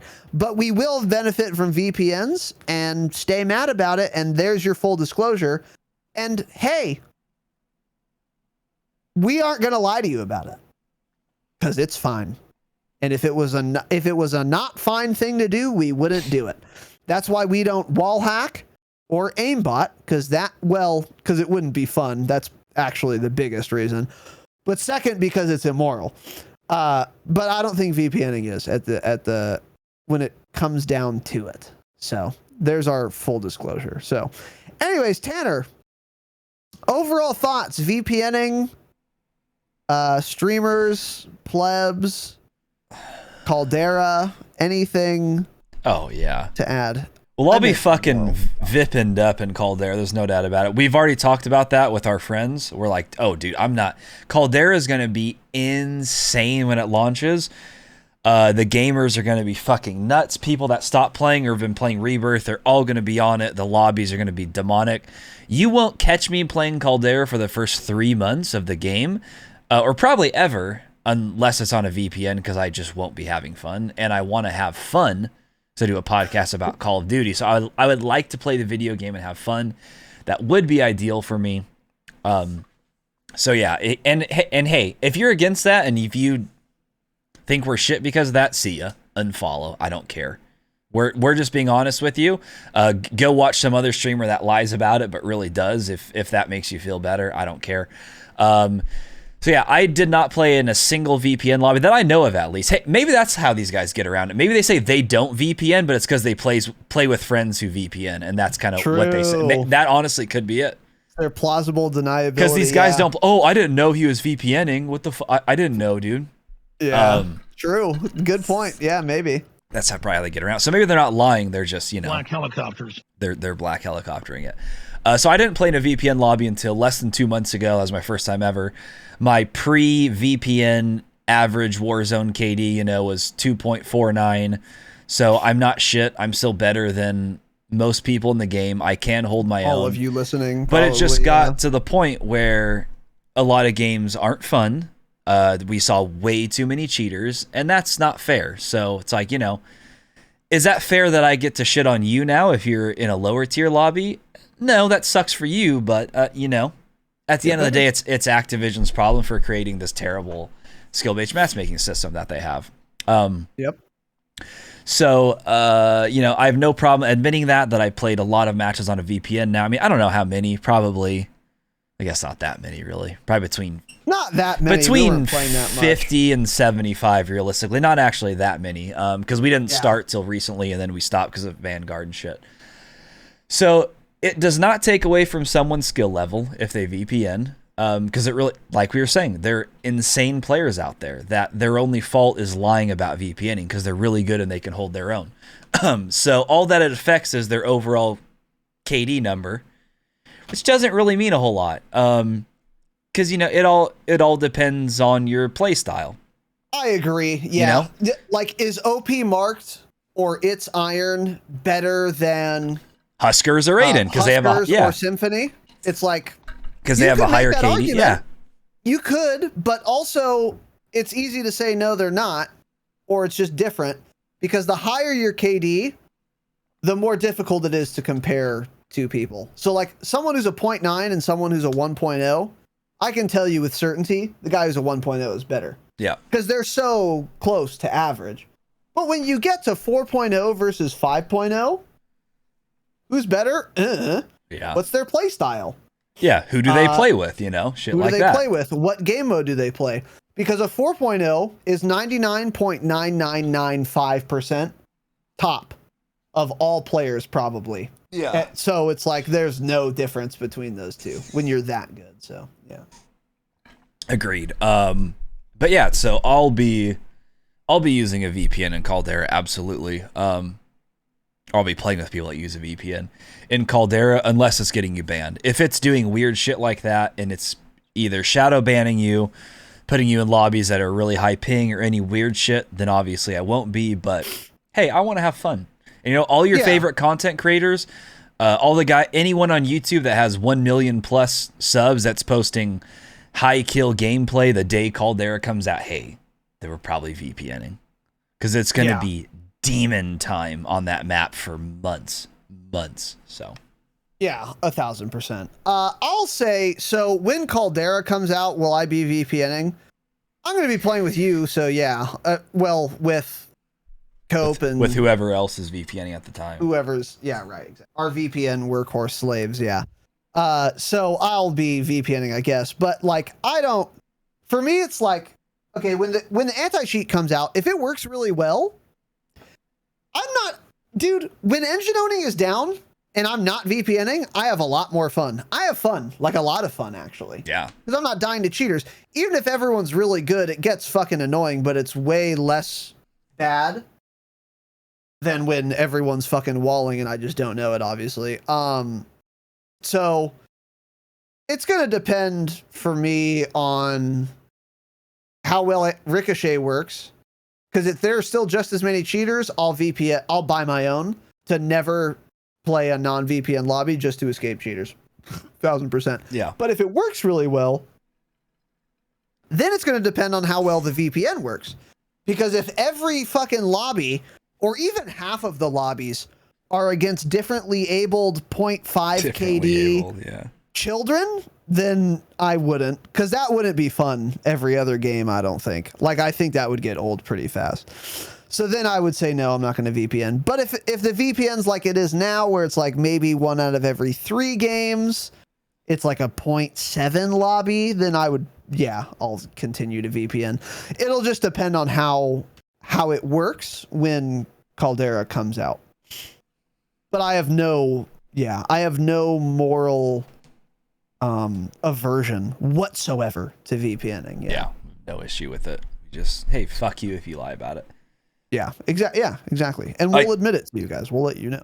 I can't believe those differences. I just pulled that up on the fly of That's funny. I'm glad you did. OP marked and holy shit, Yeah. dude. I mean, same time of the day. Oh my god, this fucking guy. Rats, dude. Rats. And just constantly denies it. It's Rats. so funny. Yep. I think that's actually probably how you know someone's doing it, is when they're always responding to tweets Super like, no, defensive. I don't. Yeah. That's that personality. Yep. Yeah, 100%. It's exactly. It's like the super, we've all heard the meme, the very anti-gay Catholic preacher who's fucking boys in the fucking allegedly booth. Well, actually, no, not. There've been millions convicted, probably. Well, not millions. There's been a lot, though. Yeah, there's been sure. a lot, though. Thousands, probably. Yeah, there's been a lot. I went to the Vatican. I think I got touched there when I went in. Did you go to the Vatican? Yeah, I think possible. I think that's part of their security measures there. They grab you by the fucking nutsack and give it a little jerk. Grab you by your fat cock. Yeah. Well, me. Yeah. So, anyways. So we'll talk about Tanner's sexual trauma for another episode. That's but next week's Saturday app. That's the next Q&A. Thou doth protest too much. Yeah, exactly, Pib. Get biblical. All right. Other than that, let's not get Catholic though. That is it for this episode. We hope you guys enjoyed. As always, but even more so tonight than perhaps for another episode, let us know your thoughts. We really want some feedback. How many of you are VPNing? Let us know in the comments on YouTube. If not, join the fucking Discord. It is linked in the description on YouTube and in the show notes. There's a feedback channel. Let us know. Do you VPN? If so, why? If not, why not? Do you think it's morally wrong to VPN? Let us know. Do you think it's fine to VPN? Let us know too. I'm genuinely open to feedback on this topic because I'm pretty solid with where I stand. But I could hear other arguments for sure. Because there could be some stuff we're forgetting or overlooking. Yeah. Yes, 100%. 100%. I could see arguments for the other side. And if you have them, let us know. And we would appreciate that feedback. So other than that, boys and girls, that is it. We will be back on Tuesday with an episode or with a gameplay stream. Maybe we'll fuck around maybe with not. VPN and Vanguard. Maybe not. Well, we may have to record the last Patreon episode that day. I think the 30th is Tuesday. We'll figure it out. We may or may not be back Tuesday. Yeah. We'll definitely be back Wednesday, though, for another episode of the broadcast. Hopefully we have more news items to discuss for you guys then. If you want to support the show, patreon.com/thedropshot. We do 5 bonus eps a month, weekly hangouts, gameplay breakdowns, and more. And if you don't care about any of that, join the Patreon anyway, because we need money and we're starving and dying. And Christmas is coming up. And if you wanted to give us a Christmas present, don't. Well, don't. What do you mean? Instead, here, I don't want your presents. You guys don't know what I like. The present's cash. And that is exactly the point. Here's the Christmas present, okay? Find a donate link. Anywhere. Hey, dude, anywhere. My channel, Tanner's channel, our website, our YouTube, they're all the same goddamn link. You might not know it. It might look different, but it's all the same. Donate to me or to Tanner or to the program. It all goes to the same pool, and Tanner and I split those proceeds 50-50. So if you wanted to give us a little Christmas... I can't whistle because my teeth are getting straight. Cringe. I'm going to make them crooked again. Then find a donation link and give us some fucking money. We need it. Okay? And frankly, this has been a long episode. And I'm kind of mad we haven't gotten a couple $100 United States donations. I'm going to be honest. Yeah. I'm going to be honest. I feel taken advantage of. 2.5 hours should have been at least $2,300. Yeah. I agree. I agree. So... don't get put on Santa's naughty list and donate some fucking money. You can find a donate link for Christmas and then say Merry Christmas or fuck you in the message. Doesn't matter. I'll cash the money anyway. And Tanner and I will split it for real. That would be nice. But Patreon's the best way to support the show. That's where we offer all of our bonus content. That is where we get the most bang for your buck. Besides, of course, a cold hard cash donation on PayPal.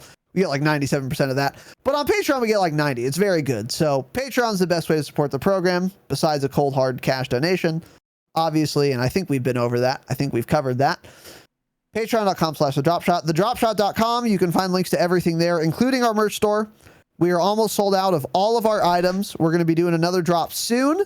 And we want to liquidate the warehouse before we shove more shit into it. Okay? Because the warehouse has limited storage capacity.